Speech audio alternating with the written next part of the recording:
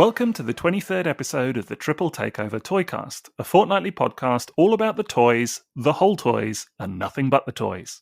My name is Sixo, but more on that later, as I'm joined by two shining beacons of humankind that I have the pleasure of calling my esteemed co-hosts. Firstly, there's the man who will do unspeakable things to procure the right bit of cardboard for his collection. It's M.A.S. from Transformers Square One. At your service.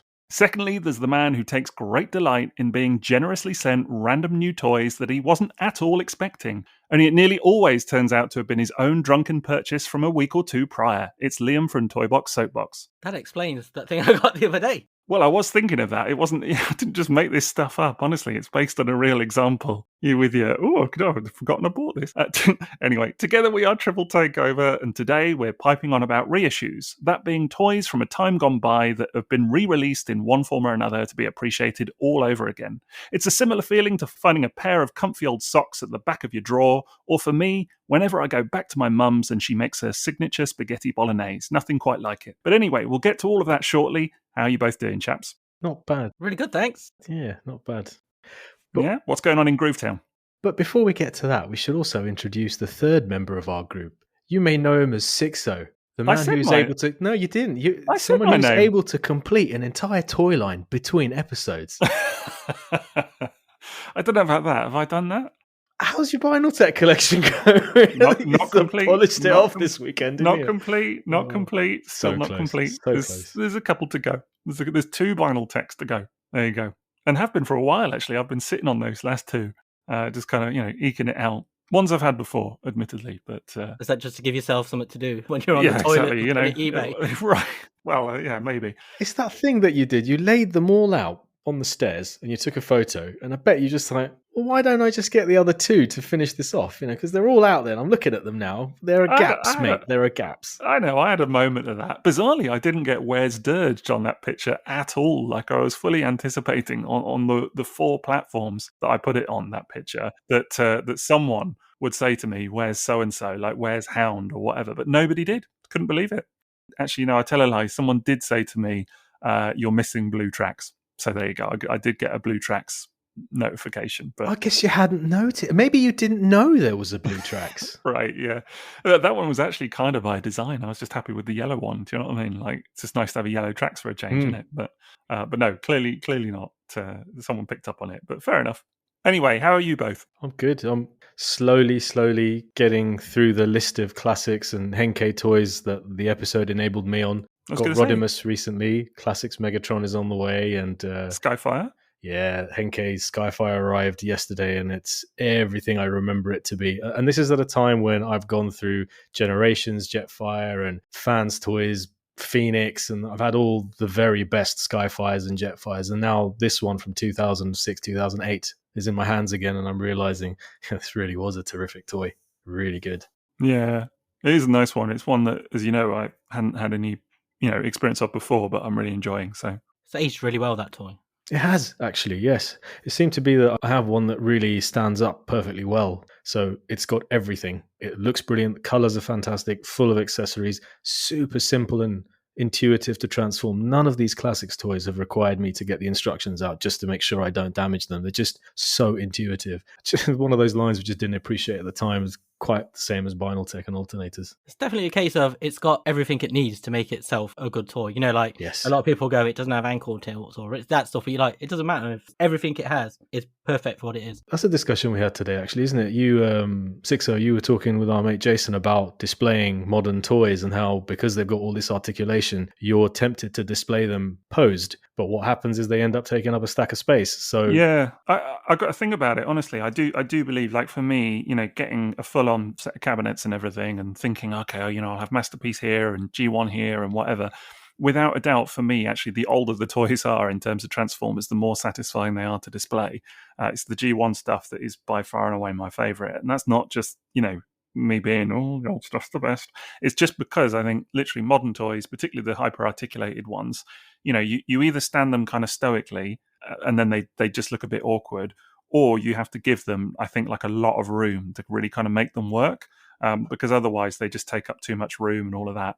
So, but yeah, it's a thing. It's a thing for sure. I've yet to find a satisfactory way to really display Masterpiece on a shelf. I've seen it done fantastically with dioramas, and if you've got all the space for it, that's fantastic. But if you don't, it's difficult. It's like, how you get like some toys come with like 15 alternate faces, and everybody still always picks the neutral expression. Oh, 100%. The most basic one, that's the one they always keep. Yeah, for a display, for sure. It's normally the neutral face, isn't it? So yeah, but it's the same with all that articulation in the world, but everyone still just stands them up. Yeah. It is a funny old business, isn't it? I think unless you've really got the room, and I see, I've seen pictures of what Bobby Skullface has done, for example, some amazing diorama type displays, and some people do that as well. And I'm always, when I see those, I have two thoughts. A, that looks incredible, and B, wow, that's a lot of space needed.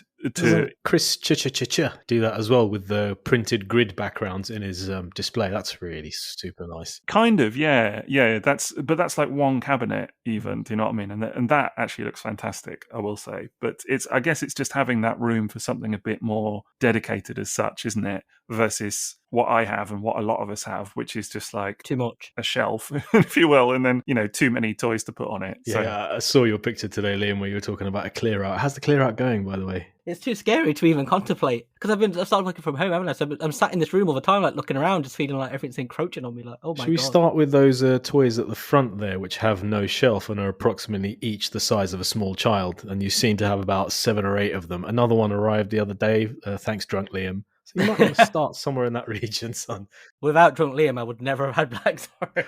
I was going to say, that's the thing, is that so the Drunk Liam purchase was a blooming Titan Black Zarek. It's not, we're not talking like some core class Soundwave or whatever. This is like the biggest toy out at retail at the moment. That's the thing. It's just like Drunk Liam had a couple of rums and settled in for the night and ordered himself a Black Zarek. And then it was the fact that you were completely clueless about the fact that you'd ordered it. It was the fact that I seem to have deleted the email. Drunk Liam must have thought, he'll get second thoughts about this. So let's delete any evidence, so he has no idea. Amazing. It's hilarious. I love that Drunk Liam is either Drunk like Liam covers his tracks, your best friend or your worst enemy, or maybe both. Yeah. He's the one who makes the decisions. Yeah. He knows what's best for Nigel. And he's got access to the bank account. That's the scary thing. Right, and then, of course, we've got our sponsor for the night. We've got tfsource.com. Thank you very much to them for sponsoring the podcast, as always. We'll be doing a little sponsor segment in the middle of the episode where we have a look at their site and see what's in stock and available for pre-order right now. But big news, people, because we've actually taken on a second sponsor. Check us out. Big time. Whoop, whoop. Set off a few air horns there, maybe. But no, so we have taken on a second sponsor. If I had a G1 Galvatron, it'd be going in the back. That there we go. That's perfect. That sounds like a seal. That would be perfect. We should have pre-planned that a little bit, and then we could have known to do that. Someone get a vintage Galvatron for next episode, just please. Order in a vintage Galvatron specifically for it. But our new sponsor, second sponsor, is gearforgeeks.co.uk. So UK-based website, so a bit different to TF Source in that regard, but very different in terms of what they stock as well. So they do Transformers stuff, new, and they do a lot of pre-owned stuff as well. So we'll be taking a look at some of those in the sponsor segment in the middle a little bit later. But they also do lots of clothing and accessories, so like bags and things like that, and even like hair accessories and keychains, and they do stuff for your home, mugs, they do music, lots of stuff. So really quite exciting. Thank you to Gear for Geeks for sponsoring us, and we'll be checking their site out in just a little bit. Also, we mentioned when TF Source came on board about their history of supporting content creators.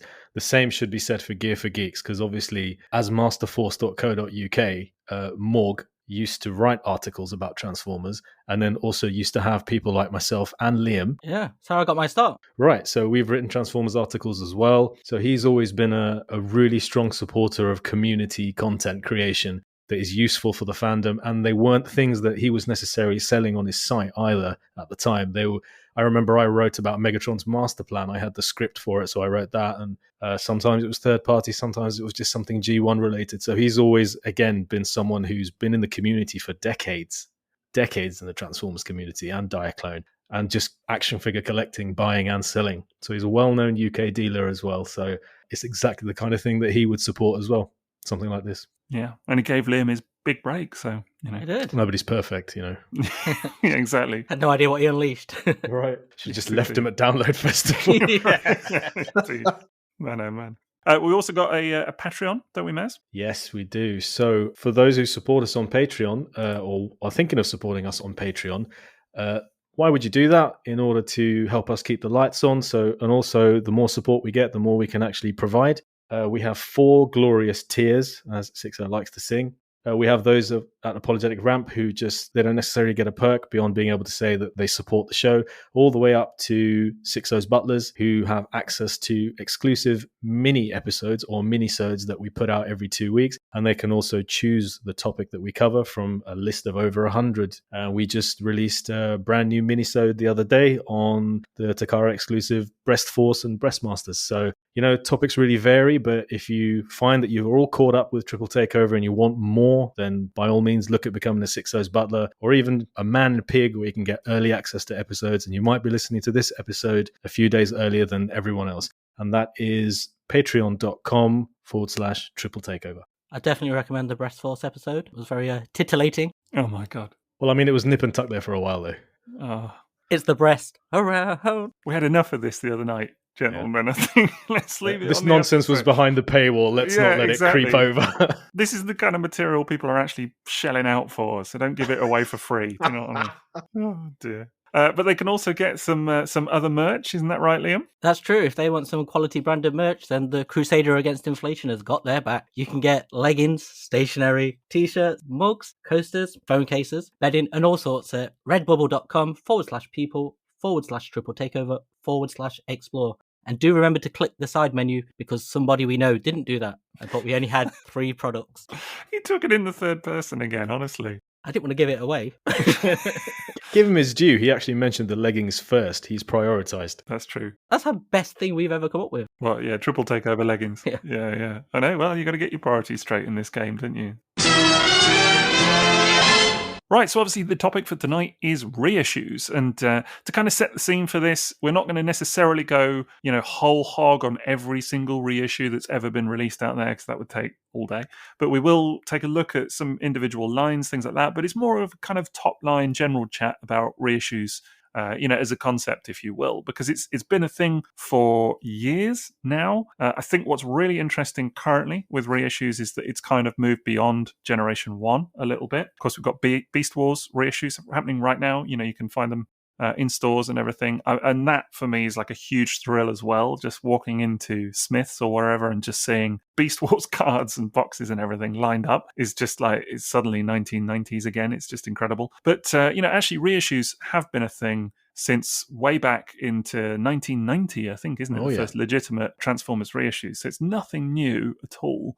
So I guess, firstly, to kind of kick us off, I mean, how would you guys kind of define, if you will, reissues? Re-release of a previously released toy. Yeah, I guess so. You could argue that the movie Target Masters were reissues. They're just like released again the next year. That's probably too close. But that's the thing, isn't it? Because they're re-releases, I suppose you would say. But is there a difference between a re-release and a reissue, or is that just the same thing? Yeah, I think a certain amount of time has to pass. So the originals.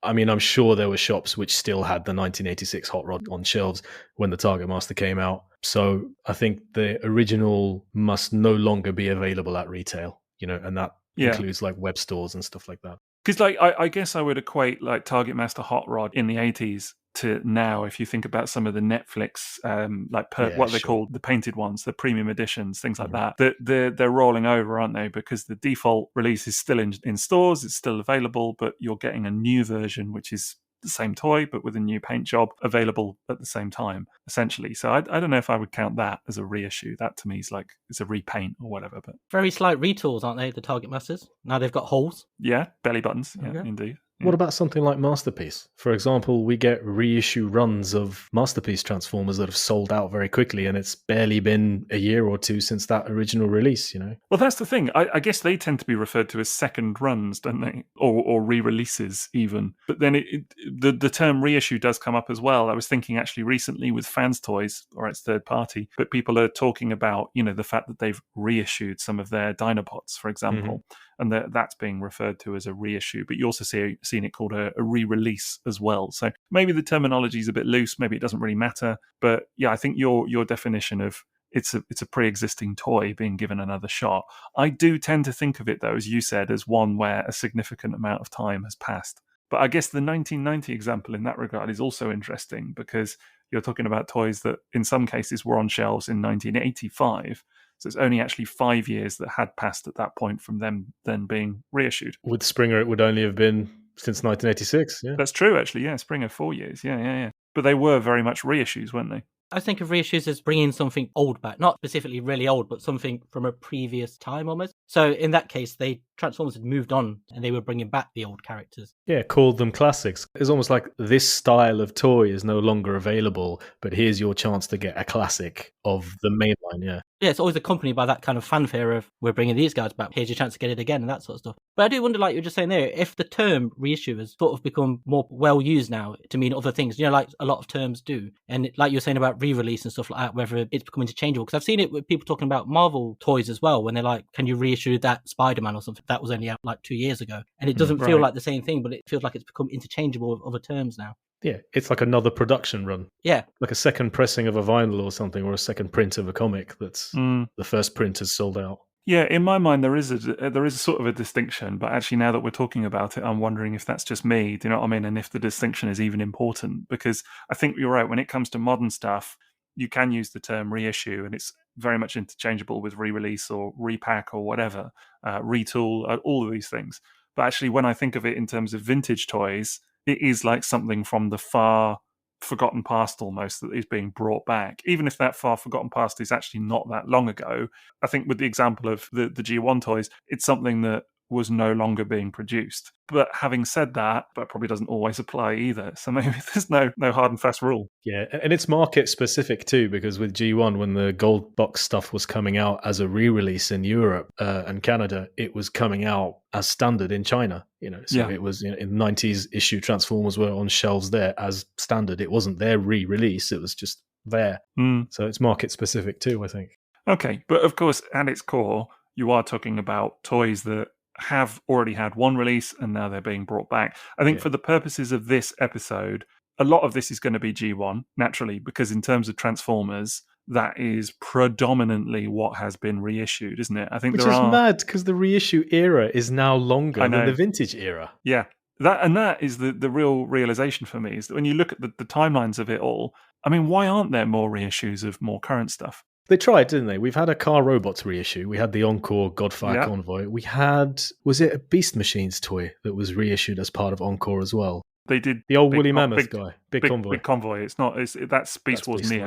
Beast Wars Japan. Okay. Didn't we have a Unicron Trilogy reissue as well? Well, there has been the Unicron that's been reissued. That's right. Yeah, and they had the green one, didn't they? Yeah, they had the green one as well, which was like a sort of separate thing. I mean, that's something to talk about, obviously, as we'll come on to as well. But that's something that obviously I always appreciate, is when you get a reissue of the straight up thing as it was back in the day, but then a sort of separate recolored version or whatever that's maybe a bit funky or different as well. And of course, we'll inevitably come on to e-hobby, for example, as like the golden era, I think, in many people's minds of reissues. Maybe not so much at the time because it wasn't appreciated in its own time, but certainly now those reissues are like gold dust in some cases and really highly sought after. But I think that's always fun. But yeah, there have been some for sure, but it's been very spotty at best. And I think you said about the Car Robots reissue, I think a lot of people were super excited to think that would, herald something, and it just hasn't at all. Actually kind of, there were no more Encore releases after that, or there haven't been, so, which is a bit of a shame. Didn't go down well though, did it? It sort of... No, it was a disaster. Problems. Yeah, total. Well, that's fine disaster for us, because some of us just went and bought the whole freaking vintage line anyway, didn't we? Yeah. Although I actually do have that reissue, and my copy is okay. Yeah. But I'm not fussed about the electronics, to be honest. And it's the electronics that have caused, or were one of the main issues. It's not the singular issue with it at all, but that was one of the bigger ones. I think the thing that bothered me most about the QC issues on that reissue were the possibility that when they do that really cool hand-holding thing to combine, that there's tolerance issues with clipping Magnus's fists into Convoy's fist, and then that causes stress marks and it doesn't quite click, because that then creates problems for the flaps that close around it and all sorts. So that's the worst kind of issue I think that you can get. Yeah, for sure. Well, we're going to come on to in a bit some of the, I suppose if you will, the benefits and the downfalls of reissues, but definitely things like mold degradation and stuff like that is going to be high up the list, I've no doubt. Maybe it's worth just kind of quickly running through then what reissue lines there have been over the years, and just kind of top line going through some of the kind of big hitters, if you will. Because in terms of Generation 1, there obviously have been a lot. Now, we've already mentioned it, but there was Classics, which was Hasbro. And it was Euro, wasn't it? Euro release only, European line. No, they had Classics in Australia and New Zealand, and they also had them in Canada. Okay, I didn't actually know about Australia. That's interesting. I was going to say, but... Is that all of them? Because I'm thinking about the Turbomasters where people were like, what about Australia and all these other places we didn't mention? Well, the thing is, I didn't actually know that they came out in Australia, but I do know the Gold Box stuff did. So that's I didn't know about Australia for the Gold Box, so there you go. I was going to say, New Zealand, I think, strangely. I thought it was in Canada as well, but yeah. But that was 90 to 91, wasn't it? And that was, I was going to say the real classics like G1 Optimus, some of the cars, things like Sunstreaker, Springer, which is kind of a random one, actually, Springer. Like, why Springer and not Hot Rod, for example, and things like that. It was the triple changer kick they were on, because we've got Sandstorm as well, and Astro Train, not Blitzwing. And I guess that's kind of a theme for reissues as well, is that it never feels logical some of the time. Well, I asked the guy who was head of R&D for boys' toys at Hasbro UK. His name was Andy Cousins. I remember asking him when he was selling stuff on eBay, like test shots and prototypes of that era, why did these get reissued and not those? His memory of it was that those were the ones that sold the best during the initial run. So things like Inferno and Sideswipe, Sunstreaker, Jazz, Prowl, Optimus Prime, Grimlock. And he said that was the reason that those were selected for Gold Box reissue in Europe. Fair enough. That obviously makes sense from a behind-the-scenes kind of perspective. I think for me, it's very much become a kind of common theme of a lot of reissue lines that you end up thinking, why is this particular toy not being reissued versus this one? And you do see some of the same molds come up time and time again, don't they? Like an Astro Train is just an absolute classic in terms of reissue fodder by this point. But Starscream's had Soundwaves had loads of reissues. Blaster at this point's had a few. Perceptor. So many. Yeah. So cassettes. It must just be whatever the molds they still have, isn't it? Whatever they've got access to, isn't it? Yeah, exactly. Or what works with current molding technology. So, I think Sixo and I missed the Aaron Archer panel at TF Nation a few years ago. We had our own panel, which you attended, which was awesome. Yeah, so I missed it because of you guys. Not because of us. Yeah. It's all your fault. I mean, not because of us. There's phrasing there. Still hugely grateful to those who gave up an Aaron Archer panel to come and see us talk about toy photography on. Hard to forget. If I'd have gone to that, I could have been doing a podcast with him. Yeah, that's true. You could. Sure. Behave. Yeah, so he had said that it was more a case of the older molds, like Wheeljacks and your Sunstreakers. It's not that they were lost, but that those molds aren't compatible with today's technology, so they can't run them. It's not like the counterfeit G1 that you get nowadays, which infuriatingly are constantly listed on eBay as reissues. They're not. They're fakes. They're designed to fool people. And those are basically reverse engineered, so it's not the same thing. Yeah, it's not the same mold, is it? So it's a bit of a computer says no type thing, is what you're saying. I suppose, yeah. History says no.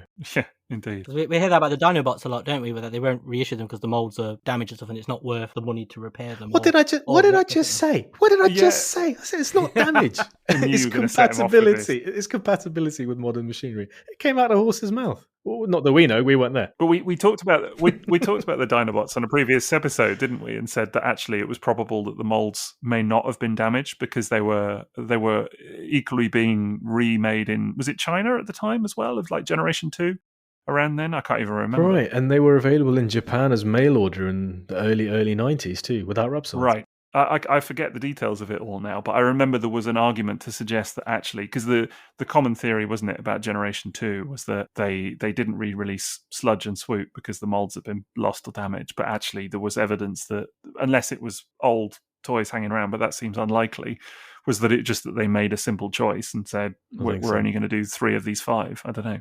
Interesting one.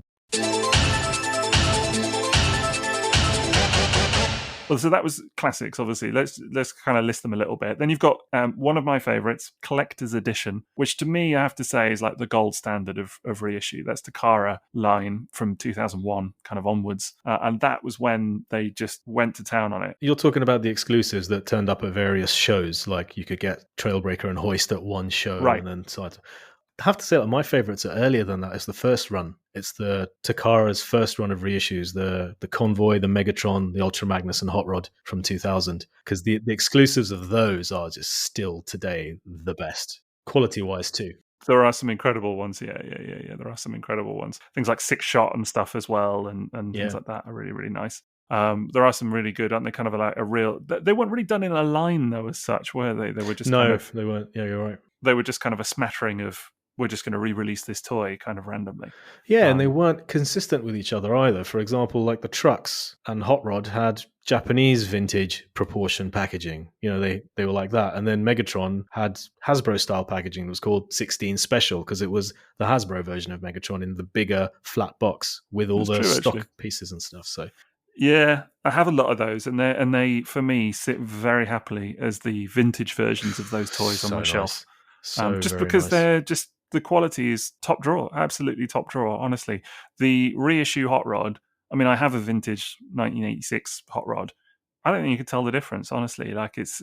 I'm sure, Maz, maybe you can. I think that reissue from 2000 is the best reissue there's ever been because it's one of the only times where I can say this is an improvement on the vintage. The way the backpack snaps into place when you rotate the satisfying is wonderful. Yeah, and it's only that one that does it. The first Hot Rod from Takara. Not even the Hasbro one from a year later. That's a Takara one, and the clear and black repaint of that Takara one. There's something else. They're just the best reissue I've ever handled. It's very different ethos then, though, isn't it? Like with those reissues, the really early ones felt like they were just rerunning the old toys and making slight improvements. Whereas, mate, it's 22 years ago now. I know, but different world. But that's what I mean. Like with a lot of them now, they feel like retail toys again. So the materials are a lot of there's a lot of cutbacks and like hugely evident in stickers. Yeah. But even like the plastics are different they use and stuff like that. There's a lot of changes because they've gone back to being retail toys rather than really expensive curios almost. You're absolutely right, and they were out at a time where probably there wasn't the market for it kind of as a retail thing as such. Do you know what I mean? For like as a mainline toy in a funny way. Whereas with some of the kind of more recent examples, definitely you see it in the stickers, but in other elements as well. Megatron's probably a great example of it actually, in terms of how at that point it really felt like the sort of peak, if you will, of like you're never going to see this toy as good as this ever again. Mm-hmm. Probably it's always kind of some sort of compromise since then, but really, really good. I have that reissue 6-shot and it's just perfect in every way. Yeah. Sorry to bring it up, man. I nearly wavered on it this week. I was thinking, you know what? I'm on the wrong side of 40 now. I really need and want a 6-shot in my collection. How many years am I going to hang around to try and get the perfect vintage? I've already been looking for 3-4 years. Mm. No, hang on. 7 years now. I was going to say, is it not more than that? 7 years now. I remember standing... Just buy a reissue, man. Standing in some bloke's living room about 4 years ago. Let's not hear about this again. This dude. Yeah, with the Castle Grayskull collection. Do you know what I mean? But, it was incredible. But hey, let me tell you a story that properly dates these reissues, those first run. I don't know how you found out about those reissues, but I found out about them in a private chat on Napster. Wow. So I was downloading some music from this guy's Napster, and because I think it was a Transformers track I was downloading. Maybe it's like the 1986 movie soundtrack. And he was talking about Transformers, and he said, "Hey, do you know they're re-releasing the original toys?" And I was like, "What?" Because I'd been going to places like Offworld and buying from vintage stores, collector stores, and he just told me about the reissue Hot Rod. And I looked it up and I saw that there was a shop in the US that was getting a reissue Starscream, G1 Starscream. I found it out on Napster. So that's how long ago that was that they got. That's incredible. That really does date it. They're going to be, I'm sure, people listening to this now going, what on earth is Napster? They're like Googling Napster as they're hearing it. Let them. That conversation was probably about 4 hours long while you were just downloading one track, wasn't it? Yeah, It probably was. Do you remember you used to have to get all the sources? God. And I was going to say, actually, the reissue Hot Rod, again, is a perfect example because they did the normal one, if you like, the kind of classic release, which is perfect. And then they did a black one, and then they did the crystal one, which is just amazing. It is amazing. Just so nice. To this day, they are amazing. Yeah. The three of them are very complementary releases as well, just done really nicely. Just in the original packaging, but they varied it up, black packaging for the black one, blue packaging for the crystal one. Just 3 stunning toys that honestly, like, I think if I was to pare my collection right down to just a handful of things, those 3 would all have to stay just for how good they are. But just absolutely incredible stuff. And I was thinking of Predaking as well as being another one from that era that was around that time, wasn't it? Predaking that got reissued. It was later. It was it later? But just a few years later. Well, before they had, they'd fallen into the Dreamwave box TF collection reissues with the Pat Lee art on the front. I think it was somewhere around there. I guess I had in my mind that it was earlier only because it still has the old Takara style packaging. That's right. So it still has the original kind of look and feel to the box, because then they moved on to collector's edition, which has sort of, well, all the boxes are identical, aren't they? The outer kind of box, if you like, Right. is and yeah, a lot of them were convention exclusives and things like that, but all of the actual outer boxes have got the sunburst look to them, but the character artwork is all on a card inside the packaging. So it's quite clever packaging in a way, because the actual outer boxes are completely replaceable. They could have made millions of these things feasibly and just kind of kept reusing them. It was only distinguished by faction and a product sticker on the back that told you what it was. Exactly. And it's only the clamshell inside that then needs to be unique, with the character card kind of sitting in there. And one thing I will say about those, I have looked at those collector's edition boxes so many times and thought, should I recycle them? And I just can't get to do it because they stack so blooming nicely. Do you know what I mean? They just look incredible. Isn't there like one exception, like Perceptor and so the Magnificus? There are some that are different. I mean, like, yeah, Magnificus and Magnificus is larger. Twin cast as well, right? Yeah, there are numerous exceptions, but like even then, it's quite nice in that, the Jets are in a more square box, but then the Insecticons are in the same size box as the Jets, for example, the Diaclone Insecticons. And of course, a lot of those went on to be released through eHobby and things like that as well. And that to me is just an incredible era of reissues. Some of those eHobby releases are just amazing. We had a mail away as well, didn't we? Yeah, that's true. It was quite a lot. Old Tiger Track. Yeah, got quite a lot going there. Prize toys. But like Tiger Track, we talked about the Tiger Track packaging in a previous episode, I think. Probably in the packaging episode, I'm guessing. But that was a really nice example for me of one that looked completely different in design, but again, same exact proportions as the other Carbots that were being reissued at the time. So it still fits. It's really nice. Same insert, yeah. Yeah, still a kind of really nice companion release that's like, hey, this is something different, but it's still kind of part of this same kind of whole thing that we're doing here. I think that's kind of a nice way to do it that I really kind of appreciated. What's hilarious to me about a lot of those reissues from that time is that, of course, a lot of them were looked at as being non-desirable. Is that fair to say at the time? I'm thinking like your anime Astro Trains, your Shining Magnuses and all of that kind of stuff. That people just skipped on by, didn't they? Even stuff like, it's from around the same era, isn't it? I think like Fire Guts Gojin Rai and things like that just people were just like, whatevs. I wonder if the people who were interested in reissues at the time would have been of a particular age, and I just wonder how many people had enough disposable income at the time to pick up all the reissues of the toys they wanted while still collecting vintage and also then buying the exclusives. And of course, that would have been around the time when Vinyltech and Masterpiece had just debuted as well, 2003, 2004. So I wouldn't be surprised if it was just people at a certain stage of their lives. I mean, I had just finished being a student at that time in 2001, and I just began working in 2002 full time. So I know I didn't have the budget to buy all the things I wanted at all. So I had to really pick and choose what I wanted. And, that comes with regrets. And I'm sure there are other people in similar positions. Would you not think as well that there'd be a different mentality then? Because it would have been the kids from G1 who had grown up. And like you're saying about disposable income, but at the same time, we didn't have the knowledge of Transformers now where everybody knows everything about all these different releases and they're all interesting. Whereas back then, it would have been still quite fresh for a lot of people. For a lot of people, and they would have just been wanting the toys that they owned. You know what I mean? Yeah. For a lot of them, they were looking at it going, that doesn't look like what I wanted, what I had as a kid. And that would have been it, because it would have just been coming back in then, wouldn't it? Yeah, I'm sure that's a big part of it. There would have been people who looked at that Magnus and go, why on earth would I need this in yellow? What's a Diaclone and why do I care? I think that's totally. Definitely. I remember that's what I was like with a lot of them. Like with Astro Train, I remember going, no, it's not the one I had as a kid. I can almost imagine myself at the time thinking that, of like, why do I want this yellow Magnus and the other one as well, when I can just have the blue and white one that I wanted as a kid or had as a kid, and that's Ultra Magnus to me. So I was into variants at the time, but other people weren't. They got into variants later in their collecting.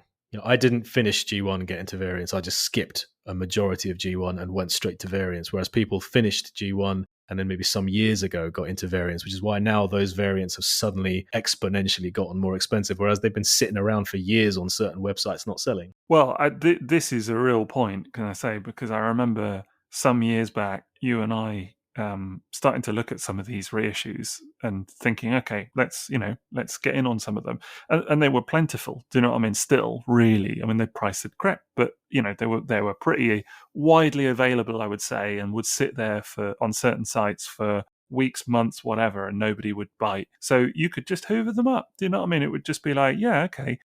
Shining Magnus, the movie preview Magnus, a lot of these things, Fireguts Gojinrai, Nucleon Quest, Convoy, all of these things that were just widely available, JAFCON, everything. And then suddenly, I don't know what happened, but it was like overnight, everybody kind of crept up on these reissues and just suddenly they became, as you said, ultra desirable, like overnight. The Shining Magnus, to give him his proper title, so we don't have to bleep it out, is one that, for so many years, people were like, what the hell is that?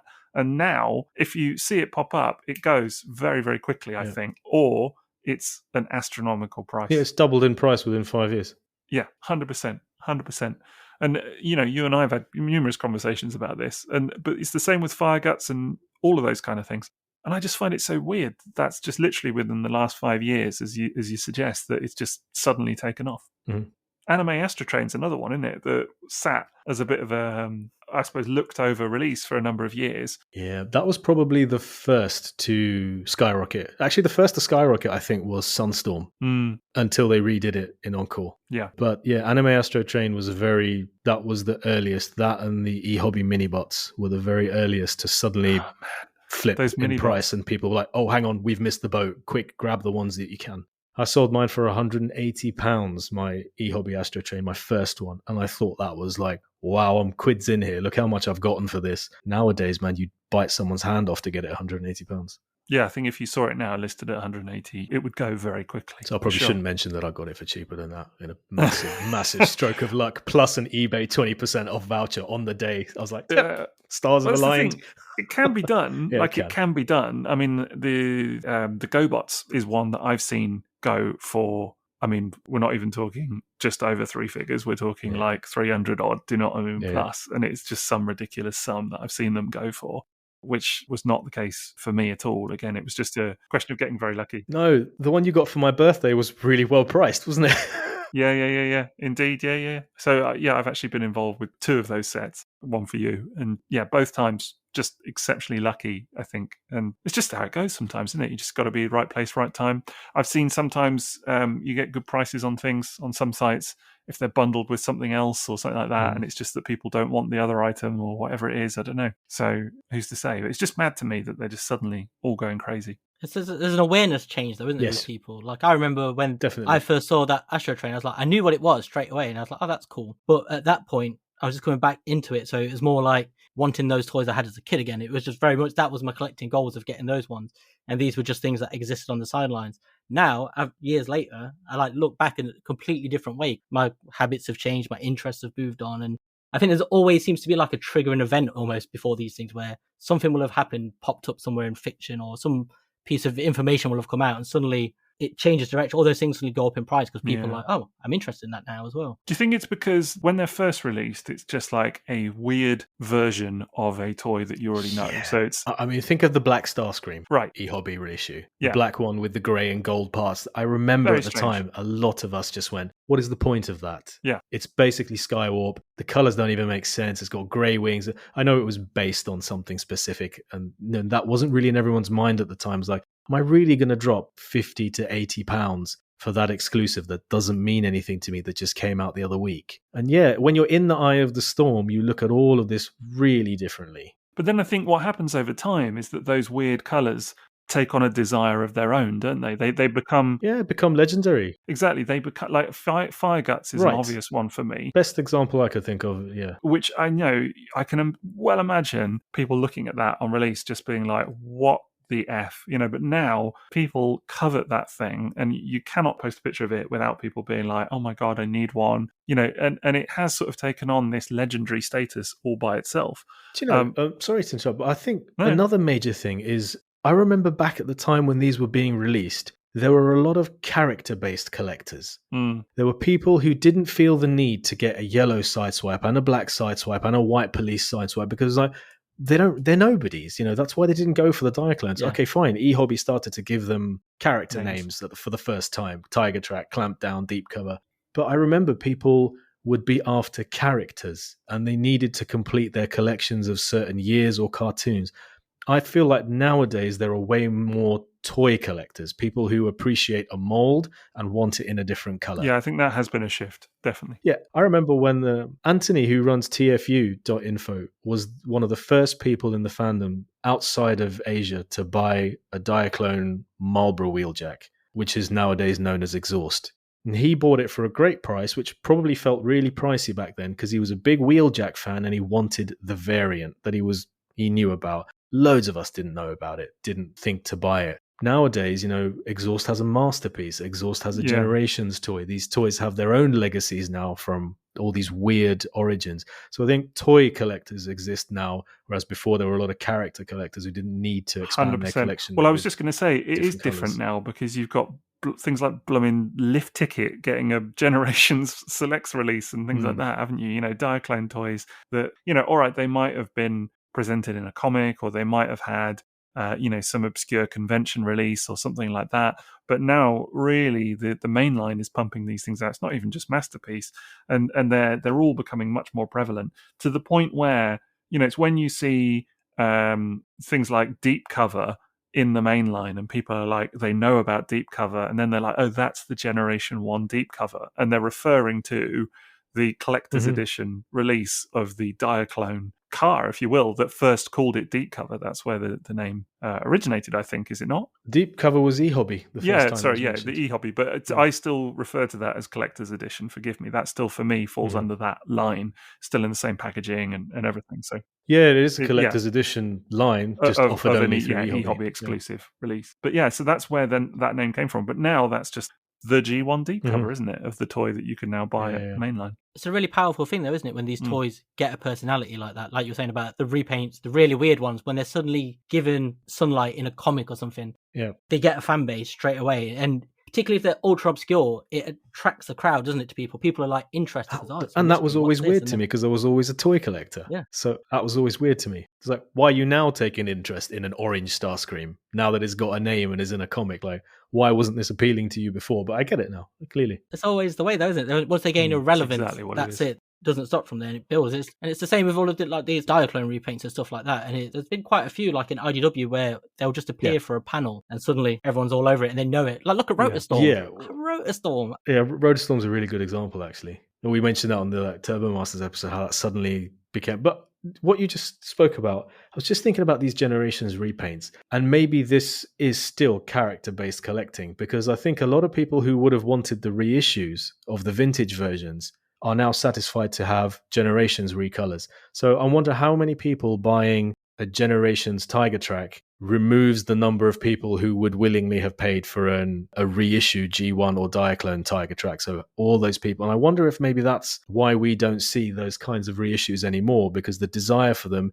is predominantly character-based, and that is satisfied through repaints in Masterpiece and repaints in Generations. So there's no need for them to take a risk on running an old mold and doing it in that color. So you wouldn't see it in Walmart, for example. I think that's what it is. And these characters then become more accessible. And like you're saying there, if people already have that, they're probably less inclined to buy the more expensive reissue and stuff. Because they're not interested in toy history. Maybe they're just interested in character. That's true. Yeah. Like we say with Deep Cover and stuff like that, you'll see Twitter like suddenly comes to life, doesn't it? People make up their own stories as well. And anything like that just suddenly catches on, and you'll see someone go, I was just going to say, it's that character. It's when they become my precious boy. That's when you know that they've made it, isn't it? Because they're like I stand Lift Ticket. Who's ever thought that? Yeah, they've become a sort of accepted thing in the franchise and everything. So I was going to say, though, with the thing with the weird recolors is that actually it didn't really go away after eHobby. It just kind of then morphed into something else, because actually we say that it's been predominantly G1, but of course you could argue that it carried on in the form of things like the Universe line, where you had a lot of Beast Wars toys coming out in all kinds of funky colors. You did get some Unicron Trilogy. I mean, there was, RID. RID, yeah. Some idea RID stuff as well. And, I think those kind of weird, funky colored versions, I mean, now actually some of that is quite desirable as well. Things like I was looking the other day at things like the black repaint of Beast Wars Tigerhawk that has been done, which is called, I was going to say Rampage there, but that's not right. Oh god, it's going to bug me now. I'll have to look it up. Someone will know when they're listening to this what it's called, but I can't for the life of me. Razor Claw, that's it. Thank you. I was just trying to think to myself. It's called Razor Claw, but it was released under, essentially a reissue line, completely different color scheme outside of the original Beast Wars line. So this is a chance to own that toy again. Like if you grew up with Beast Wars, suddenly there are all of these weird, colorful repaints, and some of them are really nice. Some of them are out there. I mean, like really out there. But that was the thing during Beast Wars' original run anyway, wasn't it? There were recolors of well-known toys as exclusives. I think you were talking about Fox Kids, Telemocker as well. Oh, yeah. Actually, during the run of the toys, they had... Yeah, it's kind of always been a thing in Beast Wars in a funny way. But I suppose that's what I'm thinking, is that actually around the time that eHobby kind of, sort of came to a bit of a halt, some of those weird recolors, it did actually, if anything, it just kind of got morphed into sort of mass retail toys. We had a lot of that happening for a longest time, didn't we? And then, of course, even more recently, you get stuff like Platinum Edition and stuff like that, which were pumping out more of those weird recolors, things like that, and similarly raised eyebrows. Yeah, the weirdest ones were the Astrotrain and Blitzwing, weren't they? That was strange. Still to this day, I see loads of theories about what those are meant to represent. People say that the Blitzwing is meant to be flywheels, and that the Astrotrain is meant to be from Landcross, and all of that. And Mac-Tackle. Or possibly based on the Chinese Space Agency shuttles. I don't know. I've heard all sorts of stories. Yeah, same. Maybe someone at Hasbro was just on acid or something, Or that. Yeah, that's... I think it was predominantly a Hasbro Asia release, wasn't it? That one. I think it was, yeah. Then, of course, do you remember that 6-shot, which came in the special box and it had the chrome effect chest? That was and the guns were chrome as well, weren't they? That's correct. Like that. Yeah, that's right. And but they also did like Predaking, and did that in. Oh yeah. It was like gold, wasn't it, instead of yellow? Yeah. We've had the Piranacon that we talked about and the Seacons minisode. Yeah, I finally upgraded my Piranacon this week. Touchy subject. Yeah, just be careful not to choke on them. Wasn't planning on it, but if I choke no one ever on plans them, choking. if I choke on them and I die or whatever, then they're inevitably going to be kept for some sort of medical investigation. So you still won't get them. Yeah, but then you won't have them either. I'll be dead, mate.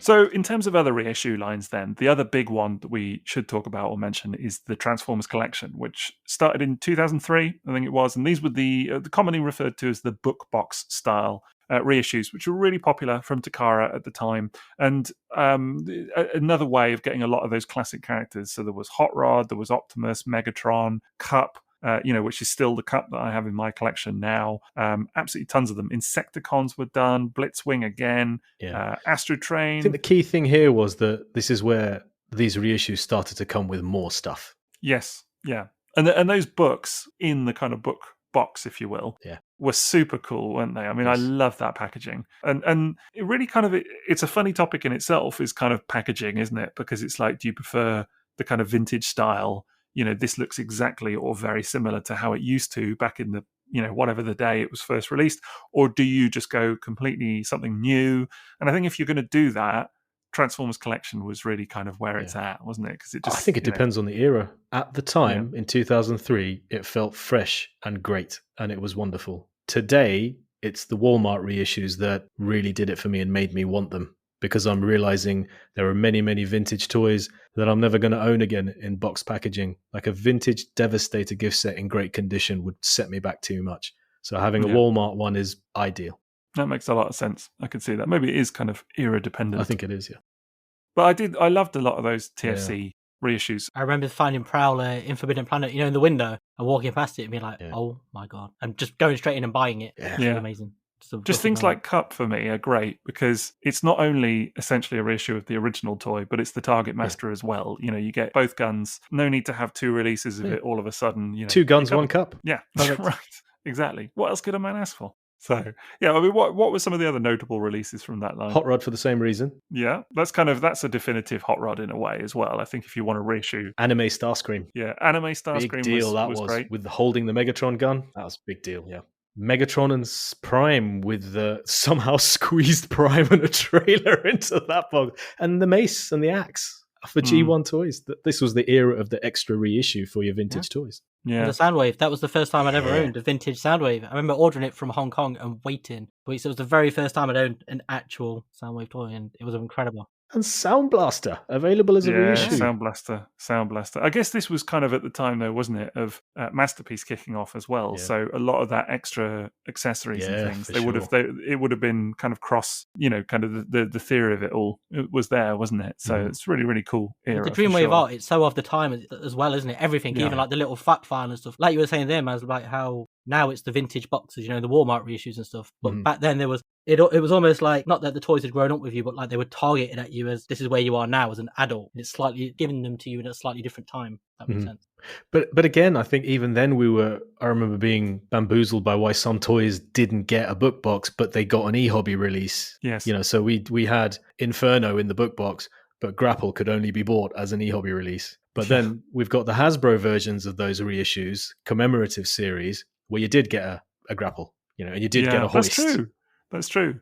Well, I was going to say, springs. then there's commemorative series, the Hasbro equivalent, which was kind of weird that it wasn't the same toys being reissued all the time as well. So, I mean, a lot of them were, weren't they? But you also got some extra ones. Yeah, things that had come out in the previous Takara line, like Optimus Prime, came out. It all came out under commemorative. One that really stands out for me actually was Skids, because Skids was a rare toy. It was a rare vintage toy for reasons that we've discussed in the 84 and 85 episode. And then all of a sudden, he was everywhere. You could get him as book box and commemorative series, and every old bugger had a Skids then who wanted one. And that's the first time I experienced Skids was in the book box. It was what made me buy a book box, because Prowl and Jazz were reissued again in book box. It wasn't their first rodeo. They'd already been...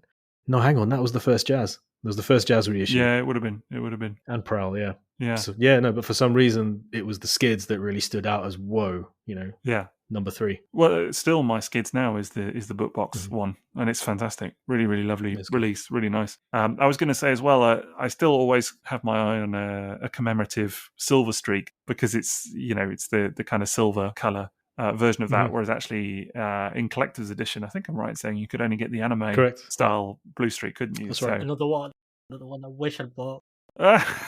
Just to bring that up, Liam. Hey, Liam, if you want to feel bad, there are occasionally, very rarely, a commemorative streak shows up with the black hood.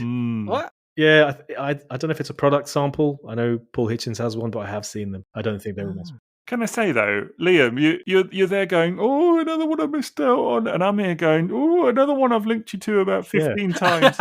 Oh, look! There's a black Zarek behind him. Wonder that could have paid for a landfill and the streak. Yeah, indeed. Tell this to Drunk Liam when he's had a few more beers. Right, even Drunk Liam has excuses. He's very good at that. We know all about Drunk Liam wandering around conventions, just getting bags full of Armada toys. Honestly, do you guys remember seeing commemorative series in Toys R Us? Because I do. I saw them everywhere, and looking back, I just wonder why didn't I buy them all? Just every single one. And of them. how heavily discounted they were repeatedly. Yeah. Oh my god. Yeah. Different era, wasn't it? There was some different era. It was. Yeah. Different time. Because you would go into the store, and I remember they were in store in 2006.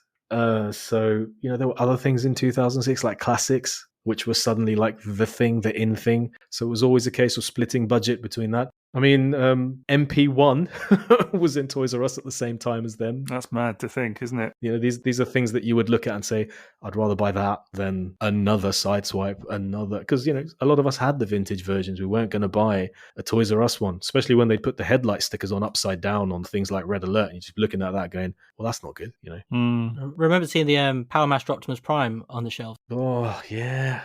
How many people now wish they'd bought those? £15 it was reduced. I remember seeing it and kicking myself now. I mean, if you want to hear something depressing, when you think about it, there's actually as much time passed now as there was since that era, like that kind of reissue. Why do we keep doing this to ourselves? As there was from that reissue era and the start of Generation 1. Do you know what I mean? That's the thing. So those reissues more now, actually. Yeah. They're older now than the original G1 toys were when those reissues came out. That's the absolutely insane thing about it all. Yep. And I don't know why we keep doing this, but it's sort of a theme of this podcast, isn't it? That's the thing, that there have been so many types of G1 reissue that it's almost like it no longer feels like a thing of the distant past. No. They're current still. Yeah. Well, even now, there've been G1 reissues this year. That's the thing, or 2021. So that's the mad thing. Balvinatron. That's the one I'm thinking of. But even Balvinatron, I don't think it will be. But for all we know, that could be the next Shining Magnus.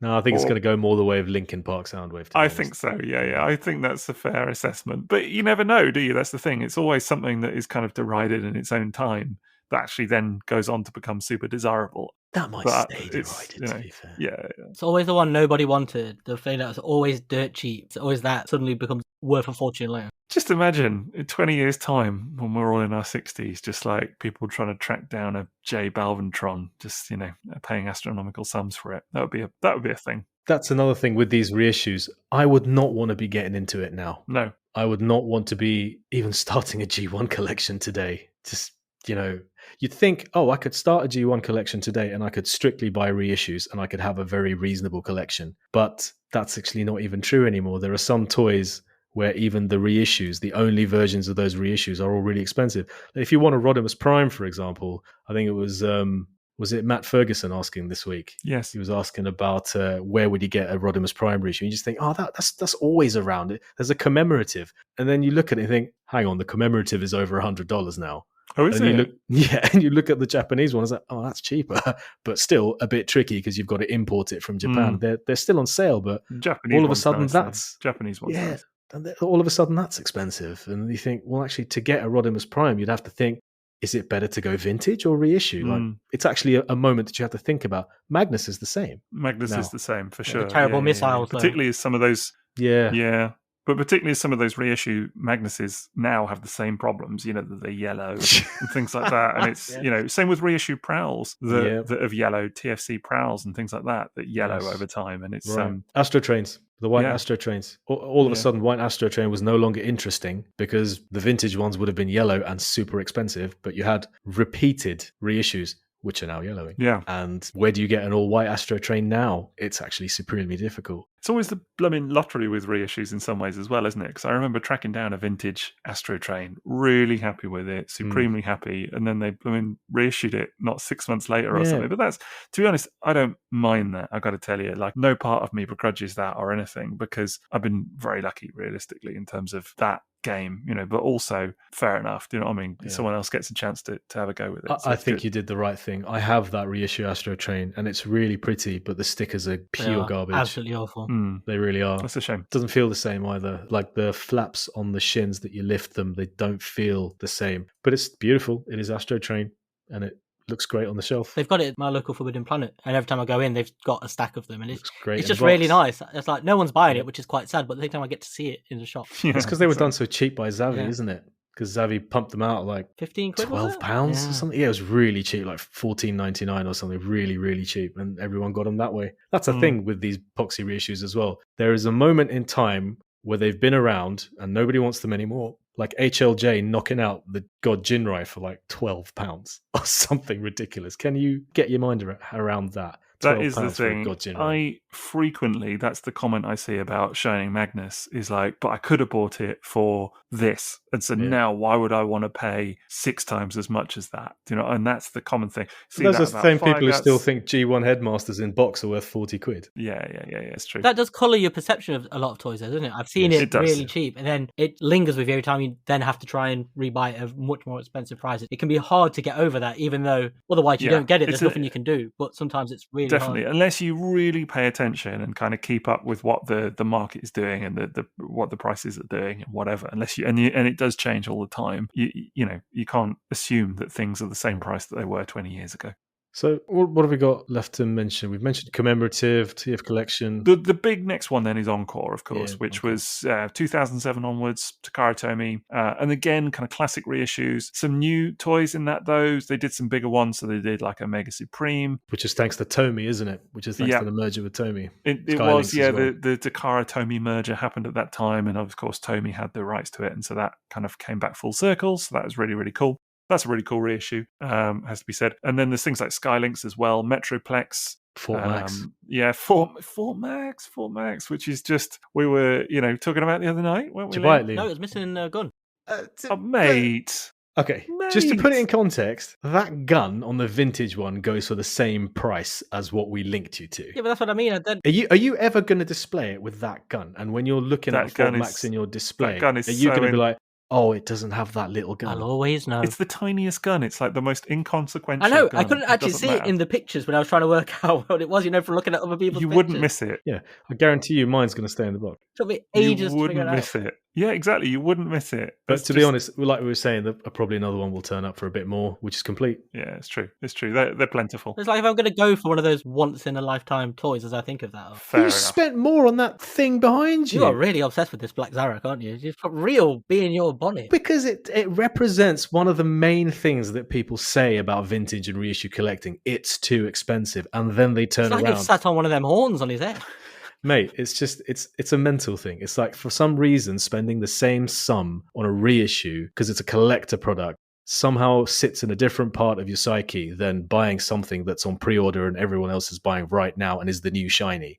Whereas that is way more available, more expensive than the thing that you said you wanted, which is available cheaper. But it's missing a gun. And it's one of those, to man. ship it from Japan, it would probably cost more. That's what I mean. It moves it into a higher bracket. Still wouldn't be that Once much. a year for a Titan for 130 quid, isn't? Yeah, the price might be different between them a little bit. You might find that they come in the same or a little bit more, but then you've got to ask yourself, what do I want more? Yeah. But I will say that the price that you thought Fort Max was going to cost you, even with shipping, this would be about half what you thought you were going to have to pay for a Fort Max. Even with shipping, it would be about half, I think. Honestly, that Encore Fort Max, I can't recommend it enough. I'd love to get it. I kept looking at it and thinking of the postage and stuff like that. What if it goes above £200? Yeah. That would push it into a different place. It won't. We would never know. And you're talking to people who have experience of buying it from that source. Yes. Telling you it's not going to be more. Yeah. There is absolutely no way. That listing was cheaper than the one I got, and I didn't pay anywhere near 200.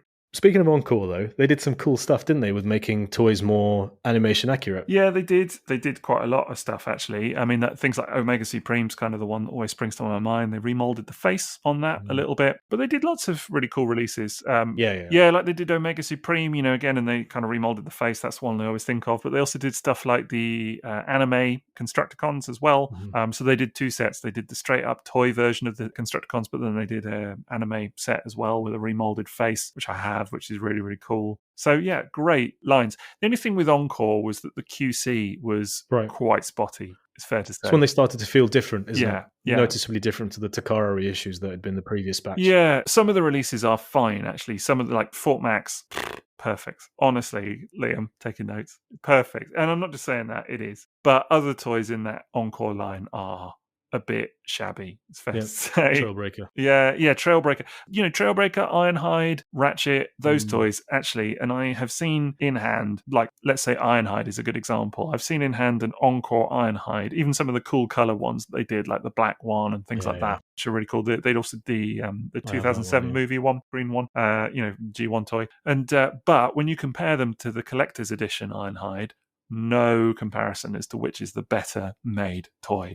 And you really just need to see them in hand, because photos would not tell you that at all. You wouldn't get it. But when you see them lined up next to each other, it's night and day, frankly. So I have the Ironhide and Ratchet. I'm very happy with those, but the Trailbreaker is really bad. And I remember it was so disappointing. The stickers are horrible. It just doesn't go together. It's like his little backpack. If you look at the hinge, it doesn't go on both sides of the peg properly. So one of them is always lean off. So as soon as you turn it, it just falls off. It's just like a really horrible toy. I mean, they changed the visor for that, didn't they? They changed the colour. Did they change that to blue? It's blue now, yeah. But it's also got one of the weird mysteries. It's got hoist shoulders. So did they rebuild it from hoist? Maybe. I was wondering about that. Because that was the thing I noticed when I was putting on the stickers. Because you remember Trailbreaker has those red stickers that go over the flat shoulders, don't they? Hoist has a screw which sticks up slightly. But I think they both had original variants. They both probably came in both styles. Because, they were running changes between 84 and 85. So I was just thinking perhaps they retooled Hoist or something. I don't know. Maybe that's the only tool they had. So they just worked backwards. Yeah, very likely. I seem to recall, actually, I've got the collector's editions versions of both. And I seem to recall they're the same. I could be wrong. You can tell me, because I've been trying to find this out. And I cannot find pictures of the collector's edition ones to find out whether he's got the flat G1 toy Trailbreaker shoulders. I'd need to check. I'll send you a pic later, but I'm pretty sure they're the same. But the thing is, like, Trailbreaker would have come out in 1980. I mean, even the 1984 Trailbreakers, there are different versions of them. Like, you can get two with different fists from 1984. So then when 1985 came around, if they updated the molding it would have gone into Trailbreaker and Hoist. So if someone's sitting there comparing their vintage Trailbreaker with the reissue and saying, oh, the reissue is more like this one than that one, it just depends which one you had. So I fell down that rabbit hole of looking at it, and I couldn't find a vintage one with those shoulders anyway. I mean, this is me, so probably like 2 minutes of looking. But it's just one of those weird things, and it's because those red stickers on the shoulders, they're such a visual part of him to me. Like how I remember him is those stickers, and it was just looking at it going, oh, you can't actually apply them on this. It was such a weird moment. I think those red stickers, there's originally a printing mistake with those. You should have only applied the square red border, not the solid inside. That's all there is on this. Yes, it's the border. I think that's how it was always meant to be. Yeah, it's like the outline. Yeah, it's a hard one to apply as well. But yeah, Encore, generally speaking, I think is a mixed bag. Some great ideas, some great releases. Yeah, Twincast is mega. I was just going to say, yeah, Twincast and Sound Blaster are incredible. I think really nice. And again, that's where the characters come from as well that have now been popularized. So I'm talking about stuff like Wing Thing was in there, of course, although Stripes. He actually was from the Action Master as well, but still. Stripes is in there, yeah, Night Stalker, Enemy as well, right. Who's now become more of a thing. So it's interesting that actually some of those are or started out as reissues, or actually a lot of these characters that had a place previously. Some of them, like Enemy did in Microchange. I was going to say in Diaclone, and I knew you would have pulled a face. Wing Thing was from Action Masters, right? He was, yeah. So the Action Master Soundwave had a Wing Thing, Orange Bat, and then they did one as a cassette, which is kind of cool. But then Stripes was, a new thing, for example, and then they made it into a masterpiece, and now with Balvanatron as well. We also had like Kiss Players related reissues of G1 too, didn't we? We had the 3 cassettes and the Meteors as well that came out as. Yeah, that's true. That's true. So yeah, there's lots of little weird ones to the side, isn't there? So Shattered Glass ones as well. I mean, Yep. Indeed. There was a time where it felt like there was not a trick to be missed, and yet you look back now and there were so many gaps. Yeah, I think that's true. Well, then you kind of move on past Encore to stuff like actually the fact that Classics and Universe both had reissues under their lines. And we talked about this in the Classics episode, actually, didn't we? And said that actually the main core of it is like, 11 toys or something. But then there were actually tons of re-releases and things that came out of that, like Pepsi Optimus Prime is technically part of that. Right. Line, which is weird. All of those Unicron Trilogy, like little Legends class sort of size toys, wasn't there? Right, exactly. Yeah, there were some UT stuff as well, so which is really, really funny.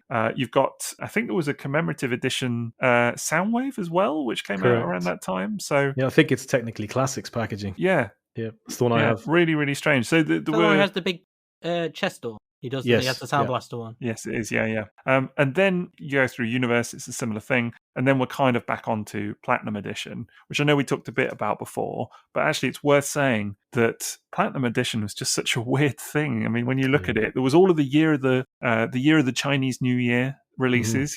So the year of the snake, year of the horse. Year of the goat, year of the rooster. That was the Laser Prime, wasn't it? The goat was Laser Goat. The goat was the Laser Prime. Yeah, was the. That's a Patreon tier. Yeah, indeed. But they did some really cool stuff actually, which people even forget about. I mean, of course, there was the classic one is the Year of the Horse Optimus Prime, which I wouldn't necessarily call a reissue. That was the MP10 re-release that a lot of people really got into. But they did actually do some Unicron Trilogy stuff in that as well. Like they did the Omega Supreme. They did the Big Starscream again, didn't they? They did the Big Starscream. They did the Energon Optimus Prime as well in new colours. So yeah, and they did. I think was it the Air Attack Optimus Primal they did as well. Right. Titanium Rodimus Prime was in there. Galvatron. I don't remember that one. There's like a weird Autobot City set or something like that, and it's that Rodimus Prime, and I'm sure is it the Classics Galvatron or the Universe Galvatron or something like that. It's just as 2 bad toys in a box, basically. Right. Okay. When you get those leaks where you get the Toys R Us codes, that one's just like 1x 2 bad toys in a box. 2 bad toys in a box. Deluxe class. Why do I feel like there's a T-shirt in that somewhere? Honestly, it's something else that's fallen out of Liam's brain, just to be emblazoned, immortalized on a T-shirt forever. In Japan, it's called Sons of Cybertron. Over here, it's 2 bad toys in a box. 2 bad toys in a box. Fantastic. How do you not work in marketing, Liam, honestly? Because he has the direct opposite effect on sales. Exactly. It's desired. That's a way of making things sound really bad. Oh, dear. Well, talking of bad toys, I mean, let's be fair, that whole Platinum Edition reissues, there were some real stinkers in there, weren't there? Like the cone heads. Oh, the cone heads were terrible. Yeah. Massive copyright tampo on the inside of the leg. I mean, it looked really bad on Ramjet. It was just like, it was terrible. Fists didn't go on. Yeah, they were just. But and then the factory stickers that ended up on the sticker sheet. It's like, yeah, you don't want to apply those. It's a real shame, though, that actually for some people, or maybe even a lot of people, that will be their experience of those G1 toys. And they if they could afford them? Do you remember how much they cost? Well, actually, you say that, but then they got dirt cheap, didn't they, for a long time? They got slashed down. Yeah, I remember seeing them, though, go for less than 20 quid. I'm sure the Blaster Perceptor set got really cheap. Yeah. At TF Nation one year, there were absolute stacks of them as you came in the door. But do you know what's weird about that cone head set, though? What? Is, you know how all the reissues of the Seekers now have the 18-foot long missiles that they come with? They're all stupidly oversized. The Platinum set, because Thruster's the only one with the missile launchers, his are the original tiny size. Yeah, is a good point. We've had the long missiles for ages now, either side of it. It's really strange that one they just seem to either ignore. Well, maybe because if it was a Hasbro Asia reissue, maybe that's the thing, because it wasn't directly intended for the US or UK market. They had it in Toys R Us here. I remember it was there for ages. Yeah, they did. Yeah, and the Insecticon box as well. Did anyone ever get to mess around with the Perceptor's little slideshow box, the little light box that it came with? I don't think so. Okay, because that was an extra that was put into the Platinum Edition one. No, never saw that. I'll have to check it out. So the one Platinum Edition that I do have, which I think is good actually, is Trypticon, which was a nice reissue. The only downside of it, I would say, is that they blooming put all the stickers on it, so it came pre-stickered, and it wasn't quite what I would term Sixo grade. Do you know what I mean? Like, I could have done a better job of stickering this thing than how it was done in the factory. But that's okay. It's still, do you know what? It's way, way, way, way, way cheaper than a vintage Trypticon. Do you know that's a good pro tip for this, isn't it? When they reissue a Citybot from G1, buy it. Yeah. Metroplex, Omega Encore Supreme, Metroplex, Fort Max, Trypticon, they all end up regrets if you don't get them at the time. Even Skylinks, the Encore Metroplex, these big guys. It was a real, shelf warmer at the time. I remember when it was. It's just absolutely everywhere because no bugger wanted it, and it was insane to me because it's one of the coolest Generation 1 toys in many ways. Mm-hmm. It was reissued with the really nice chrome thighs, rubber wheels, and all of that. It's like the best version of that toy as well. And I have it. It's my Metroplex in my collection. It's really nice. It's as good a Metroplex as I would ever want. And, nobody wanted it. And I just think that's mad. But yeah, I would totally recommend it to anybody now. One of the really fun things about the Platinum toys was Perceptor, Blaster, and Trypticon on UK shelves. It was just, toys you never saw. Right. It just felt like there was this brief period of time where they were almost like righting these wrongs years later. Yeah, a little bit. It's really nice seeing them in Toys R Us. Yeah. That's a good point.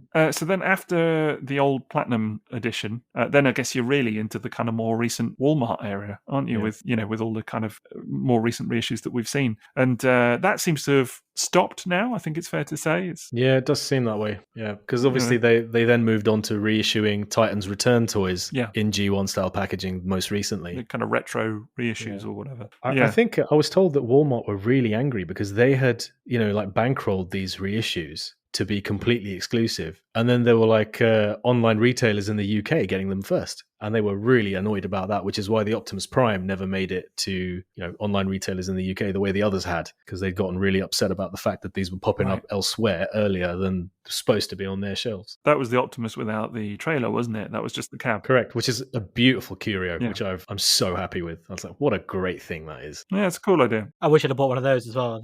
It's such a nice little tiny box and stuff like that. It is, and it has the original Hasbro Prime art, which none of the previous reissues did. We thought that art was gone, and it was always Convoy, the Japanese G1 art, which is like a little bit different. But no, this has the original Hasbro Prime art on it. Long smokestacks as well, hasn't it? Yep, they've gone back to That's those. Cool. Lovely. No, they've done that well. I really liked a lot of the Walmart stuff that they're pumping out. I don't have many of them. I got the Devastator, but not many of them. Soundwave I've got. I think those are the only two. But you got quite a few of them, didn't you, Miz? I got them all, apart from Blaster. And it's typical because it's that thing you do when they're in stores at the moment. You just think, I'll just buy it later. I'll just get it later. And Blaster is, of course, the last one.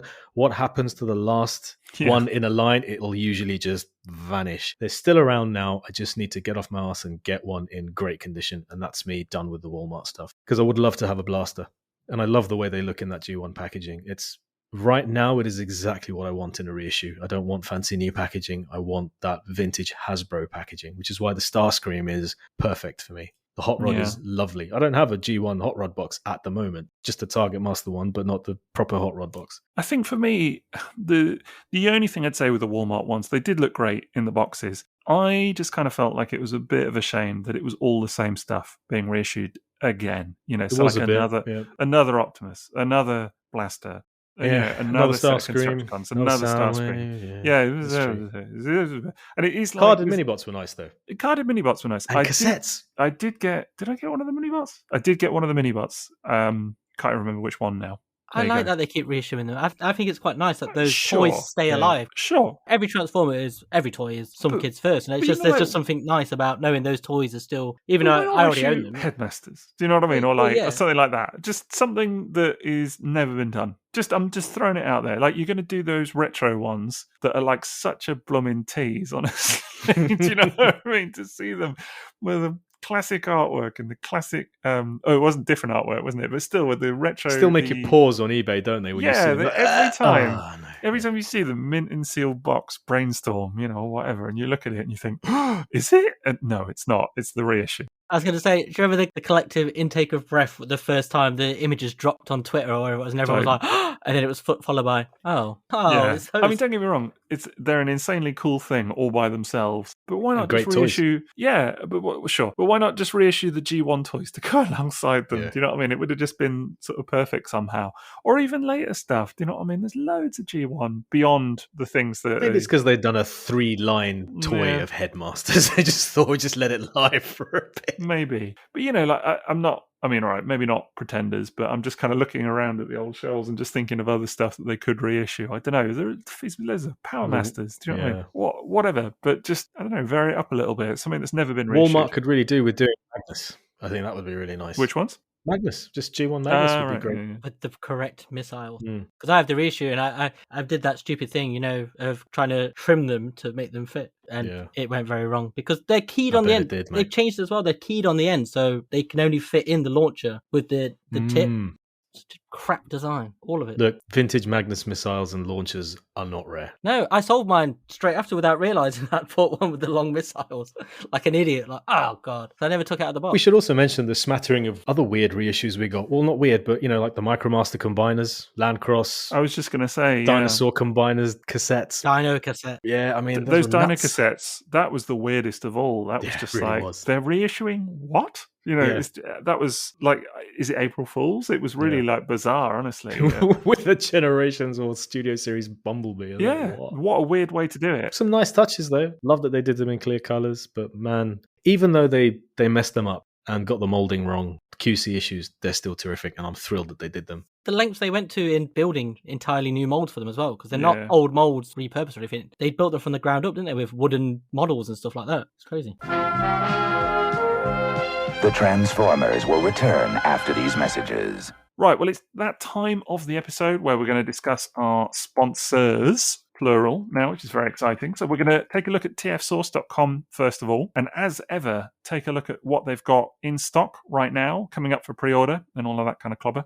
Some really exciting stuff at the moment. They've just got in stock, obviously I've got my eye on some of the Master PC stuff going on, so they've just got things like old Reboost going on there, which is has just arrived for me, actually. Absolutely loving that toy at the moment, and Thundercracker as well, which I've yet to open, so that's pretty exciting. Things like Fans Hobby Cap just come into stock, I should say, as well. Never mind all of that. MPG02 Trainbot Getsue from Raiden has squashed everything this week. Absolutely, which is up for pre-order on tfsource.com now as well. Although, interestingly, I couldn't see Getsue on the front page anywhere. It's there under bestsellers.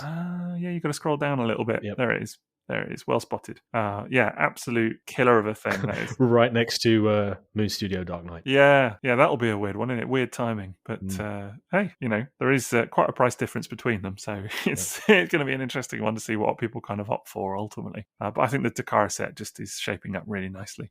Yeah, and those pictures of Shuki that came out this week in the packaging as well. Just, my God, crumbling. Are you in on it at this stage? I think I will be. As soon as I find the funds, I'm down for it. I can't not own those those toys. They just look so perfect. They talked, didn't they, about kind of spacing them out a little bit over time. So potentially, it might be a little bit of a break now till the next one. I don't know. We'll have to see. But yeah, really, really exciting. Anything caught your eye, Liam? Yeah, they've got the upgrade kits for Earthrise Scorponok in, and I've been looking for those for ages because they disappeared. They've also got that Jurassic Park Transformers set in for quite a cheap price. Are you going to get another one? Another 2, yes. I will be at some point, yeah. I need one in the box, you will. so... And And then I need a second card out of the box. I've got both cards. And then, of course, there's the Turtles party wagon with the pizza wheels. Still there. He's got that on the way already. It's still there. Got to be pizza wheels, though. Definitely. Those Scorponok upgrade kits are really good, actually. The third one, which I can see there, the kind of leg extenders, I haven't opened yet. But the other two, with like the extra guns and bits and bobs, that's really, really nice. Really good sets. So definitely worth looking into. So yeah, lots of stuff on tfsource.com there for pre-order. So do check them out for all your Transformers and third-party needs.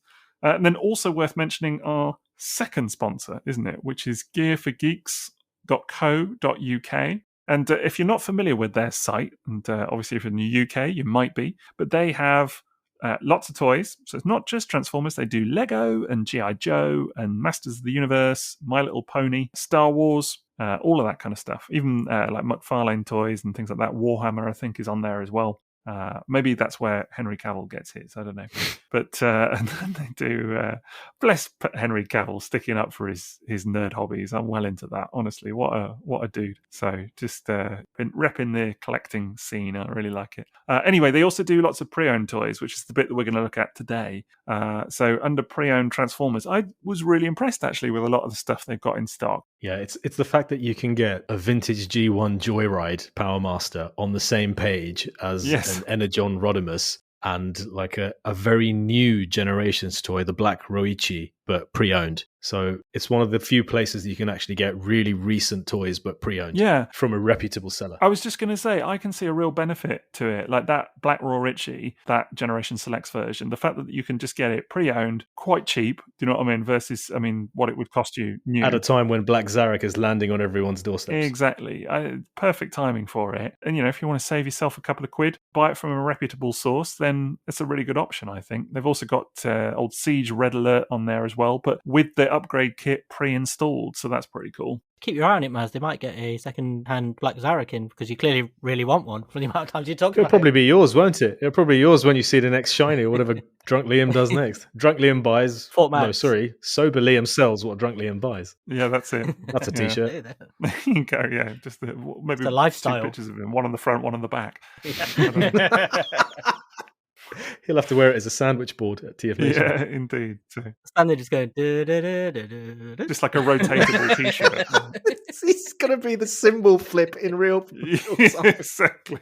But I think I'm buying this. They've got a Energon Inferno on there. Are you going to get it? And I think I'm actually going to buy it, because I've been after buying one for ages. I just need to message Morg to find out what's missing. It's a good toy, man. It's a good toy. You're going to get try and... They've also got the Hot Shot, actually. I was just going to say, you're going to track down a Hot Shot as well. Turn him into pants. Yeah. Or, well, he turns into pants, or Inferno turns into pants. I think, actually, I prefer Hot Shot as the pants. I think it works better. But that's just... that's my preference. You go your own way. But yeah, the fact that you can also get a G1 Joyride is pretty cool. Looking at classic Sideswipe. My recommendation would be the Generation 1 vintage wide load Throttlebot. Yes. On the second page for £9.99. Looking quite nice as well, I would say. That's a good one.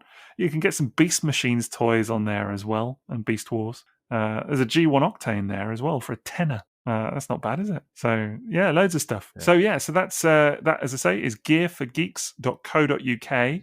Big thank you to them for coming on board as our second sponsor alongside tfsource.com.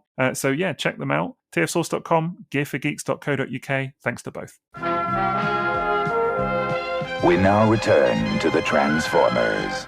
Okay, so to get back onto the topic of reissues then, so we kind of covered off all of the different lines and kind of, I guess, uttered some preferences when it comes to which of the lines we thought were best and things like that, and some specific releases. I guess now I'm interested to hear. I mean, obviously, I take it from the discussion that all three of us collect some kind of reissues. Is that fair to say? Yeah, I'd definitely pick up quite a few.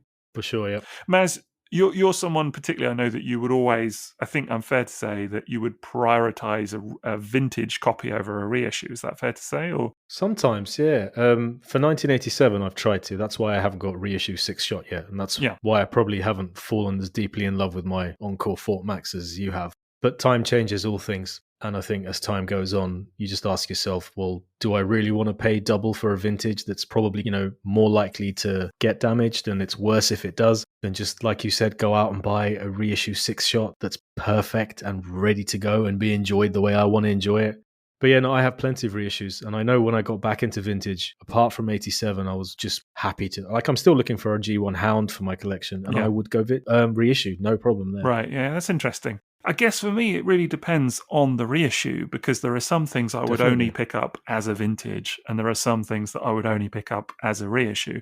So I suppose my blanket rule is if a reissue exists, I'm very likely to get that over the vintage most times, because it's, like Fort Max is a great example. Absolutely very easy to find as a reissue versus the vintage, which is just going to be virtually impossible. Well, not impossible, but a headache, let's say. But then there are times where actually the reissue just isn't as good. So like, I think for me, a good example is those Coneheads. If they only existed as a Platinum Edition reissue, I would get the vintage, just because I know that the quality difference is going to be so varied that I wouldn't bother. And the collector's editions ones are really expensive. Well, so I have the collector's editions ones, and they're fantastic. But yes, now they're amazing. But now they go, because they were a show exclusive as well, so now they go for silly money. So yeah, for sure. So that's also a consideration. They didn't do a dirge, did they? No, they did do a dirge. They did all three. Yeah, they did all three. Really, really nice.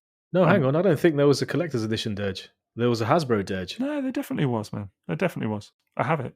Yeah, do you know what? I'm confused because there was no vintage Takara dirge. Right. They only did a mail away in a Hasbro box, which is why they had to do a collector's edition of it. There you go. Because there was no vintage. Well, that's probably why Dirge actually I think was the hardest to find, or certainly one of the kind of really difficult one. So that's possibly why. I love the fact we are where's Dirging ourselves here as well. This whole conversation. Where is it comes from. It was always bloody Dirge would always get shafted. He got shafted as a PVC. He ended up as a chase. Then it was the collector's edition and stuff. It was the last masterpiece to come out as well of the Jets. And no one ever asked Takara, do they? They're not like, hey Takara, where's Dirge? Maybe they should be. I actually did ask them at the end of my Where's Dirge article. Yeah, right. You did, didn't you? I did it to them. You did. It was the Masterpiece Dirge that started all of that, as I recall. It was. Cheers, Ronnie. There are people who don't collect reissues at all, though, aren't they? Like, they won't even acknowledge their existence. Dude, the hate that I know some vintage collectors have for reissues, and it's 20 years old now, that hate. I mean, we were just having a little laugh before coming online about some of the 15-year-old Bayformer hate that hasn't gone away. But there is vintage purists. For example, they're just so upset at the fact that some of the vintage things they have in their collection will no longer retain their value. It's a bit of it's a very personal complaint. I get it in some ways, because like those Dino cassettes, I can only imagine that when they were reissued, that there must have been people that had tracked down those original Dino cassettes, that they saw the reissue and they were like, oh, do you know what I mean? Because you are going to think that probably, aren't you? So yeah, but there are very few reissues that have taken a hit financially that they haven't recovered from. There are very few. I was going to say, I was trying to think as well, because like the classic that people often talk about now, particularly with the new HasLab, is Star Saber. And if they reissued G1 Star Saber, how would I feel about having the original?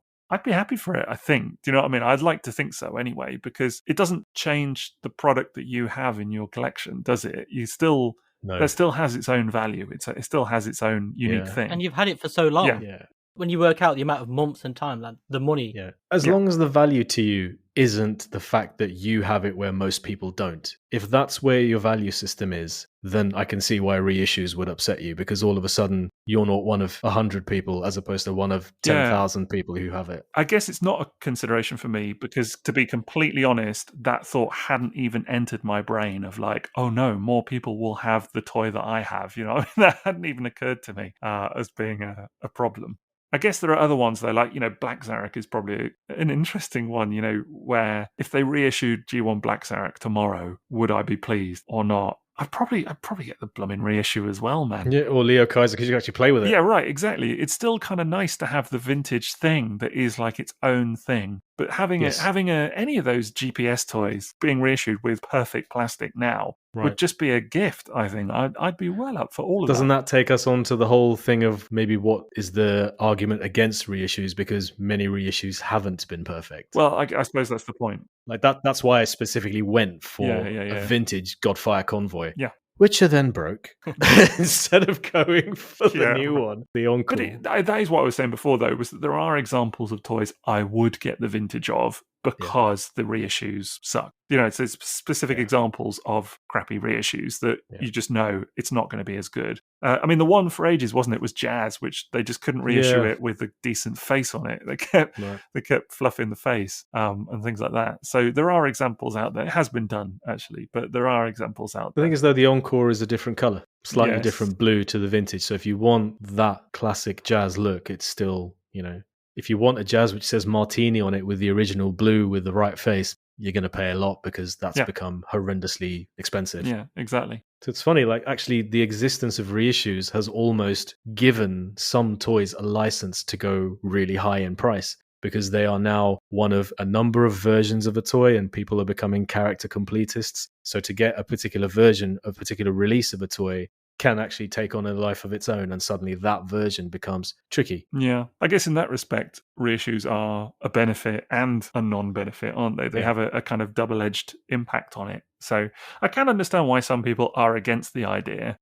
Can I? I'm saying that, and then I'm thinking, can I understand it? For Transformers, a lot of them have recovered in value. But if you look at Macross, vintage Macross, these were multiple hundred moving into $1,000 toys. The 155s, the Jetfire alikes, or rather Jetfire is derived from them. A Macross alike.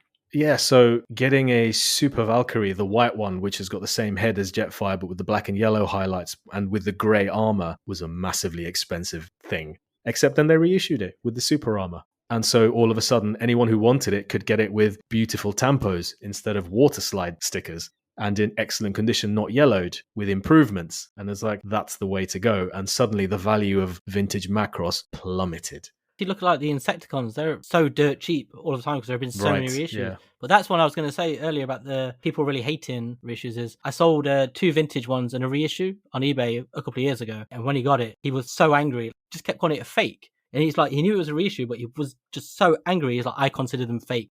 I'd never come across that kind of like real. See them as a different thing. Yeah, it's a like that's mad outrage on it. That's like very, very similar. I've heard from so many collectors who work like the same way I say I don't want a repro in my collection. They don't want even a reissue in their collection. They just see it as the same thing. Yeah, I love the idea of keeping it all distinct and being able to distinguish between them. Like one of the things I hate about the counterfeit market is how far you have to go to ensure that the Constructicon gun you have is vintage. And can you even now? Yeah.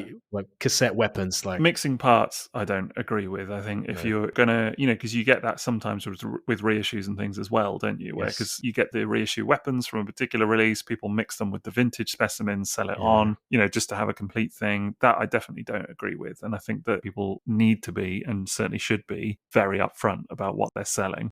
I think, and certainly listings these days, you get it more and more, don't you, where you said about the KOs, but sometimes with reissues as well, where people are purposely misleading, I would say, about what they're selling. But that has actually led to more reputable long-time vintage dealers almost becoming islands of trust. Yes. I mean, if you wanted a vintage toy, you'd go to Paul Hitchens and you'd be like, I know you can give me a vintage toy. And it's almost given them a license to charge more for vintage because buyers are now getting a level of certainty and peace of mind that they can't get on eBay. Well, they can spot this stuff as well. They actually know, like Paul, that he instantly knows what he's talking about and can spot a reissue versus an original version or whatever, and knows the heritage of it all. So you're almost paying for that service, I suppose, aren't you? In a funny way. You are. So it's fair to say. Okay, so definitely some downsides to reissues. Some massive upsides as well, though, fair to say, right? Yeah, the chance to own toys you never would have owned otherwise. Dino cassettes are a great example, QC or not. I never would have owned a set of vintage Dino cassettes. No chance. So the fact that I now have them, box ticked, as far as I'm concerned. How many people have come into the fandom through walking through a shop and seeing a reissue on a shelf and it going, I had that as a kid, and then picking it up just as an interesting curio or something and just being like, wow, this is cool, taking it home and then slowly falling down the hole. You have to hope, don't you, that Walmart all those Walmart reissues have done that. It's a great point for sure. So, but even if they didn't, like the amount of people that must have seen it, even if they didn't buy it and just smiled for a minute and gone, "Oh, cool! I used to love Transformers," and you just think stuff like that. It's like really underappreciated. And I like stuff like that. Yeah, I like stuff like that. But I noticed that a lot of those people who would have wanted to get into vintage complained about the prices of those toys, even though a lot of them went on half price discount pretty soon.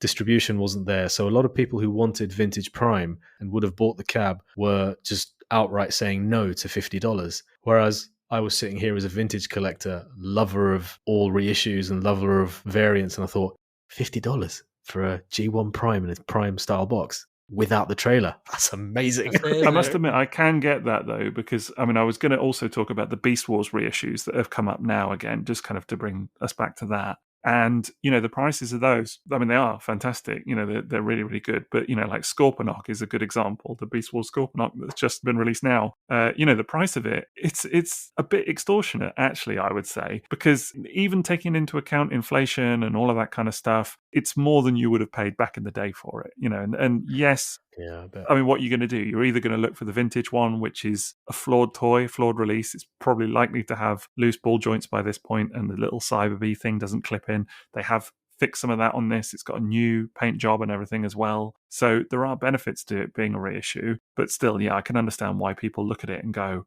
whoa, that's a lot more than I paid for it back in the 90s, and it's a turn-off for some people, for sure. So I think you really have to want to board that reissue train at that point. Yeah, I think as people who are considering dipping their toe in as a non-believer, maybe like I would have bought the Primal. I was in Smith's in the UK, and when was it now? I can't even remember. I think it was October. And I saw the reissue Primal and Megatron, and I would have bought the Primal. The only thing that put me off was the price. Right. I would have really liked to have gone home with a reissue Primal. It would have been a great thing to have. That's the thing, but they're almost just like £10 too expensive in some cases. Do you know what I mean? Or $10 or whatever, I don't know. But it's just that little bit too much. It's a really conflicted market, though, isn't it, reissues? Because on the one hand, it's nostalgia targeted at people who may not have seen it, but on the other hand, it's targeted at collectors. So it's got to hit this middle ground. So a lot of the time, they don't seem to satisfy anyone, like the Beast Wars ones, because they're either too expensive for casual is a bad word, but you know what I mean, like less committed fans. But for collectors at the same time, they're not entry level, are they? No, that's what I mean. It's not like just a first taste and you sucked in. But for collectors, on the other hand, they don't have that kind of luxurious feeling or anything that they want from something like that. It doesn't feel exactly like the original. A lot of times they're cheaper or they're changed. So it's a weird middle ground. There's something strange sometimes about that. I feel like what Sixo says about their £10 too much, I think the nostalgia takes you that extra £10 and would have. So I think if I had bought Primal and had a history with it and I didn't have one now, I probably would have bought it. That's fair. Could you imagine if they were going to put out like a reissue line where everything was to the highest standards as you remembered it, like as it was, rather than the sort of some of the cutbacks you get with a lot of the cheaper plastic and stuff like that. And like the premium you'd have to pay to get that stuff, like you've seen with some of the toys like Optimus Prime and stuff. There's a certain premium for the materials involved now and the cost that those toys cost to make versus the amount of people are going to buy them. And it's like, where does it It's fall? not even a blanket thing, though. For example, the Walmart reissues, like Hot Rod was great, stickers were pants. When the sticker was okay, actually. And for the first time, the thigh stickers are thin enough that they don't scrape off. But then, like, Astro Train stickers are god-awful. But Devastator was great. I really, really like the Devastator. Fantastic. So it's not consistent. Even with Encore, we were just talking about how some of them were good, but some were terrible. But my Bruticus is superb. Encore is the most varied line for me, reissue-wise. I think you're right, yeah. Whereas I would say, again, Collector's Edition is the most consistently good. Like there isn't really one of them that I can think of. Some of the stickers, maybe one or two, peel over time, but that happens anyway, do you know what I mean? But generally speaking, the standard was very high. I've got another question for you. So what toys have never been reissued, G1-wise, or other lines, but should be? Swoop. Yeah, that's a good one, for sure. Overlord. Overlord's Star Saber. Technically, Overlord got a re-release in Europe, of course, but yeah, if you count, that's not really a reissue. It's just a new market. The Motivators. But that's a good one. Yeah. Motivators, yeah. I think Star Saber for me is an obvious one. I know I mentioned it at the moment, but with the HasLab and all that, Scorponok. Yeah, G1 Scorponok. That would. Although, who would that sell to now? I was just going to say how good the Earthrise one seems to be. That's a tough one as well. And if there's sort of become a new toy of something that somehow is definitive in its own right, would a G1 toy compete with it in the same market? I don't know. I guess you could argue them reissuing the original Optimus Primal versus the Masterpiece and the very celebrated Kingdom version is ballsy, but it seems to be paying off. So we'll see. I would say also Artfire would be nice to get a reissue of. I was just thinking of Artfire. Yeah. They've reissued Stepper enough times, haven't they? Or Ricochet. Never with his mate. But yeah, that would be a good one. Blue Streak. I don't understand how we have not had that. It doesn't make any sense to me at all. Yeah, Blue Streak. Big miss, considering the mold was there. They should have done. It's another one I had in mind, actually. Turbo Masters. There's so many of those sort of late era. You know, the stuff that doesn't get reissued, and you have to pick it up. That's where I'm at. Is the stuff that you would just never expect. Like if you saw reissue Turbo Masters get in, that would be amazing. That'd be amazing. There've been loads of bootlegs, but Superion, is one of the combiners that hasn't been reissued. Yeah, it'd be a nice one to see. Menasor as well. Defensor. Yeah, Defensor. Imagine like the Target Masters or the Turbo Master, anything like that, in a really nice box set. It'd be amazing. Really swish. Cyclonus and Scourge haven't been reissued, which is incredible. Decepticon Target Masters that you can actually transform the guns. That would be incredible. That'd be so nice. The Technobots. They're not even expensive to pick up, but they're yellow so fast. Yeah. And lads, Pink Hot Rod. Yes. That would be nice. But you can't really reissue something that never came out in the first place. No, right, yeah. But it would be nice to see it. Only the same as we were saying Blue Streak. I know it's a Diaclone toy, of course. But, like that, there is sort of, I think, still would be some appetite for some unusual colours. Stuff that's just never been done would be still fun to see. I'm thinking like your anime Astro Trains and things like that, that if they did more of that stuff, I'd be well up for it, man. Give me some of those molds, even stuff that we've seen a million times. I don't care. Whack a new colour scheme on it. I'm all into it. To say what you will about old J-Balves, it's still fun to see a classic mold in a new colour scheme. Hey, here's the thing. Didn't the rights to Robotech Macross change hands finally recently? Like Harmony Gold no longer have the iron grip on it. So maybe it would be lovely to see. I don't think that's happened, has it? I think everybody thought it was going to happen because... Oh, okay. Did they not no G1 Jetfire reissue then? Yeah, I think they won a court case, whoever owns it. But then, I'm sure Harmony Gold popped up recently, having renewed the license. So. Fair enough. And what about Beyond G1? Are there thinking of Beyond G1? Are there other lines that should get reissues as well? JRX needs a reissue. Right. So you say in unison. My God. Yeah. I own all the JRX and man could ever in the need, world. But I think it needs a reissue because I think everyone needs to experience it. It's that would be fantastic. A good one. That would be a good one for sure. There's a few Car Robots toys that could be good reissue fodder, I think. Beyond that, though, I mean, I think there's some Unicron Trilogy stuff that would make for great reissue fodder now. It's the right age. It's 20 years since Armada, if you can believe that. Energon Optimus Prime would be fantastic to see again. Yeah. It's such a weird Optimus Prime. The Power Ranger style one. It is. It has been re-released, as I say, in the Year of the Horse version. Not the Year of the Horse. What was it? I can't remember which year it was, but it was one of the year of the releases that was that Energon Optimus in weird colours, which was cool to see. But yes, that would be a good one. Maybe even the old Super Pants Armada Prime, things like that. Or, the Cybertron, Galvatron, things like that would be really, really cool to see. So, I mean, even more recent toys. I don't know. Any others that you can kind of think of that you'd love to see? I'd love to be able to get some of the earlier masterpieces at not aftermarket prices. I mean, we're talking about toys that are, over a decade old at this point, pushing 20 years now since MP1. I'd love MP4, for example, but I don't want to pay £200, £300 for it. I'd love to be able to get Green Scream again.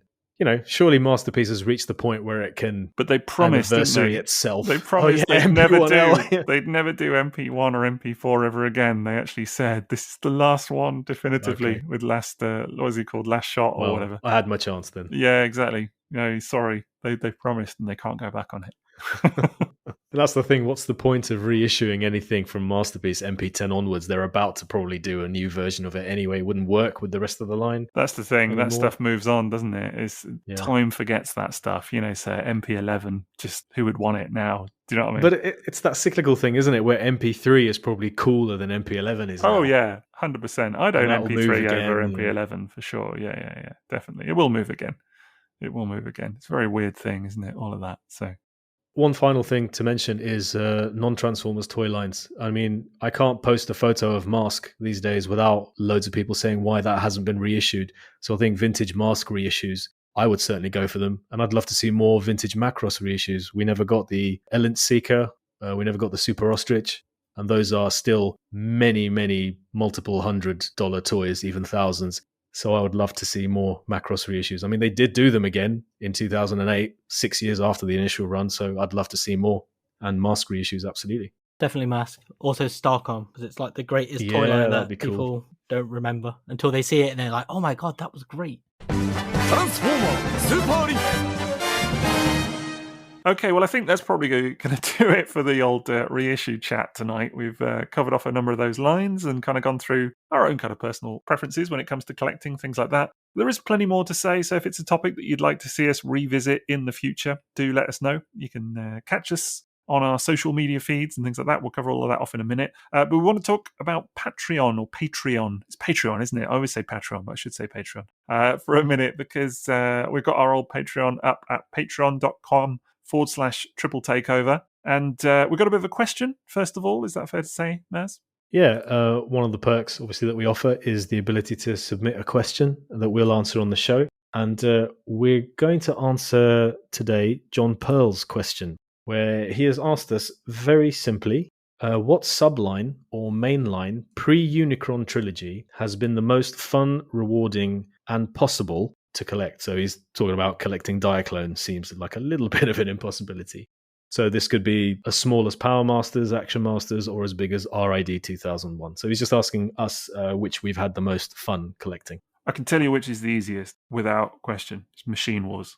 You can literally collect it in a day. Just go out there now. Honestly, look on eBay or whatever. And I think all the carded releases I collected literally within an hour. I was chatting to our mate Dan, I remember, and I was like, I think I might finish off Machine Wars because I had the 4 larger releases. I think I might just finish that off. And then like an hour later, I was like, that's done then. That's the line complete just because they're so plentiful. It's ridiculous. That's classic Of course Sixo, isn't it? In an hour. Collecting a lot. It's not hard. Yeah.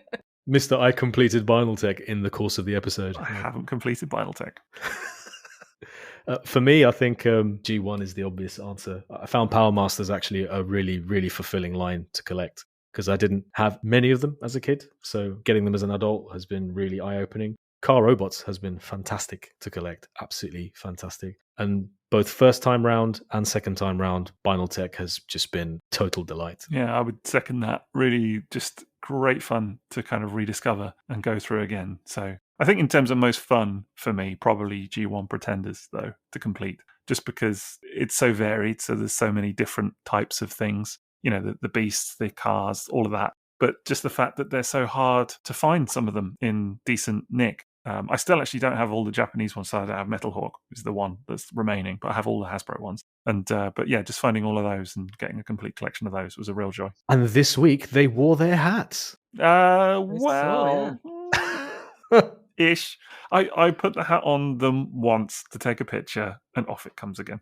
Forever to be back in the drawer of Pretender hats, the bag. Did it take any paint off? Nope. I was very careful. It took more time to get the hat on than it took to take the picture. Do you know what I mean? I was like really carefully doing it. I can't even tell you. I was very, very careful. But even then, when I took it off, I was like, if any paint is rubbed on this, I will honestly be very angry at myself. Because then you can't leave the hat off. You've got to leave it on. Probably would attempt to fix it at that point, I think. But what about you, Liam? What was your favourite pre-Unicron Trilogy line to complete? For me, or collect? It's Micromasters. I'm still going through the phase of collecting them all. I'm only a couple of teams and a base shy of doing it, I think, for the US ones. But it's really interesting still getting them because they still feel really fresh and new. Even though I had them as a kid, if that makes sense. It's really weird one because you don't see them as often as you see Sideswipe, Optimus, and all these characters and stuff. Have you got all the transports and all of that kind of stuff and all the?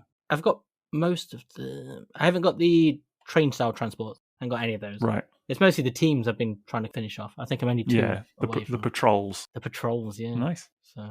All right. Thank you, John, for that question. And we're also going to give the Sixo's butlers their shout out on the show. That's another perk that they get. And we have more butlers than ever. It's been a nice influx of them from the new year. Here we go.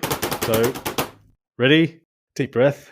So a big thank you to our Sixo's butlers, Nick, Dean Watts, Danny Roberts, Chris C137, Andy, Cannon, Preston, Brian Fox, Chris, Billy Ho, Spiderfather, Adam Shoemaker, Zachary Blader, Matt, Stephen Perkins, Bad Saturday, Justin Masaru, Dave Dalrymple, Snowcrack, Absurd, Geo Kaiser, Yusufa, John Pearl, Cliff Zaras, Troy Seth, Anthony Cars, Alec Meir, Captain R.A., Phil G, Riley Lentz, Jonathan False Logic Howard, Jacques Pelletier, Alicia aka Aliciatron, Sam Highland, Stuart Webb, Amar Samra, Lays Zobik, Puma the Hunter, Mike S, and Vegemite Mike. Cool, what a list. Wow. Whoop, whoop. 32 seconds. That's more time on that list than you've let us talk about Omnibots on the main podcast. And if you're a Sixo's butler, you get to hear the Omnibot chatter that never was. Yeah, indeed. It's just a blank episode. That's it.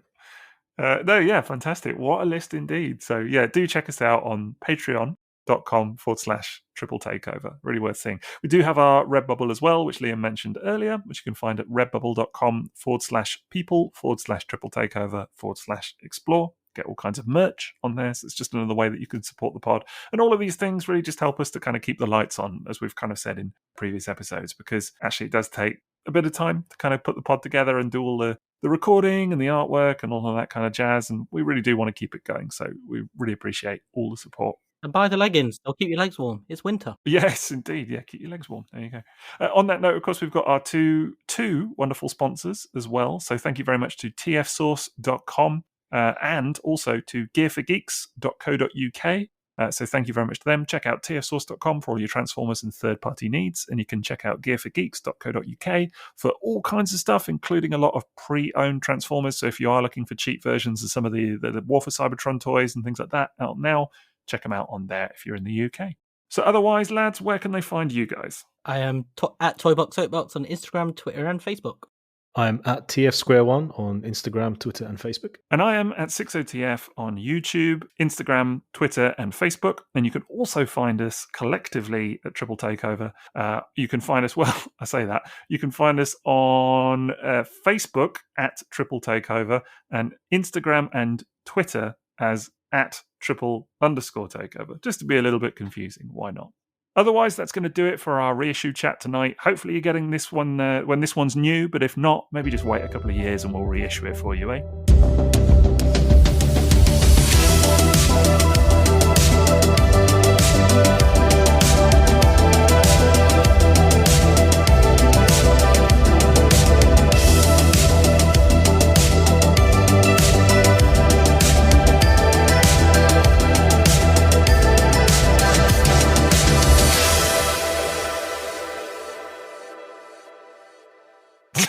That's as good a place for a bumper as I can. More consolation, right? Cool. I see how it is. There's a conversation stopper. Yeah, no love and friendship in Bagsy, his target master Skids. Right, sure. Just have this picture of you eating like a Seacon with some chips. Is it time to make my getting naughty later joke again?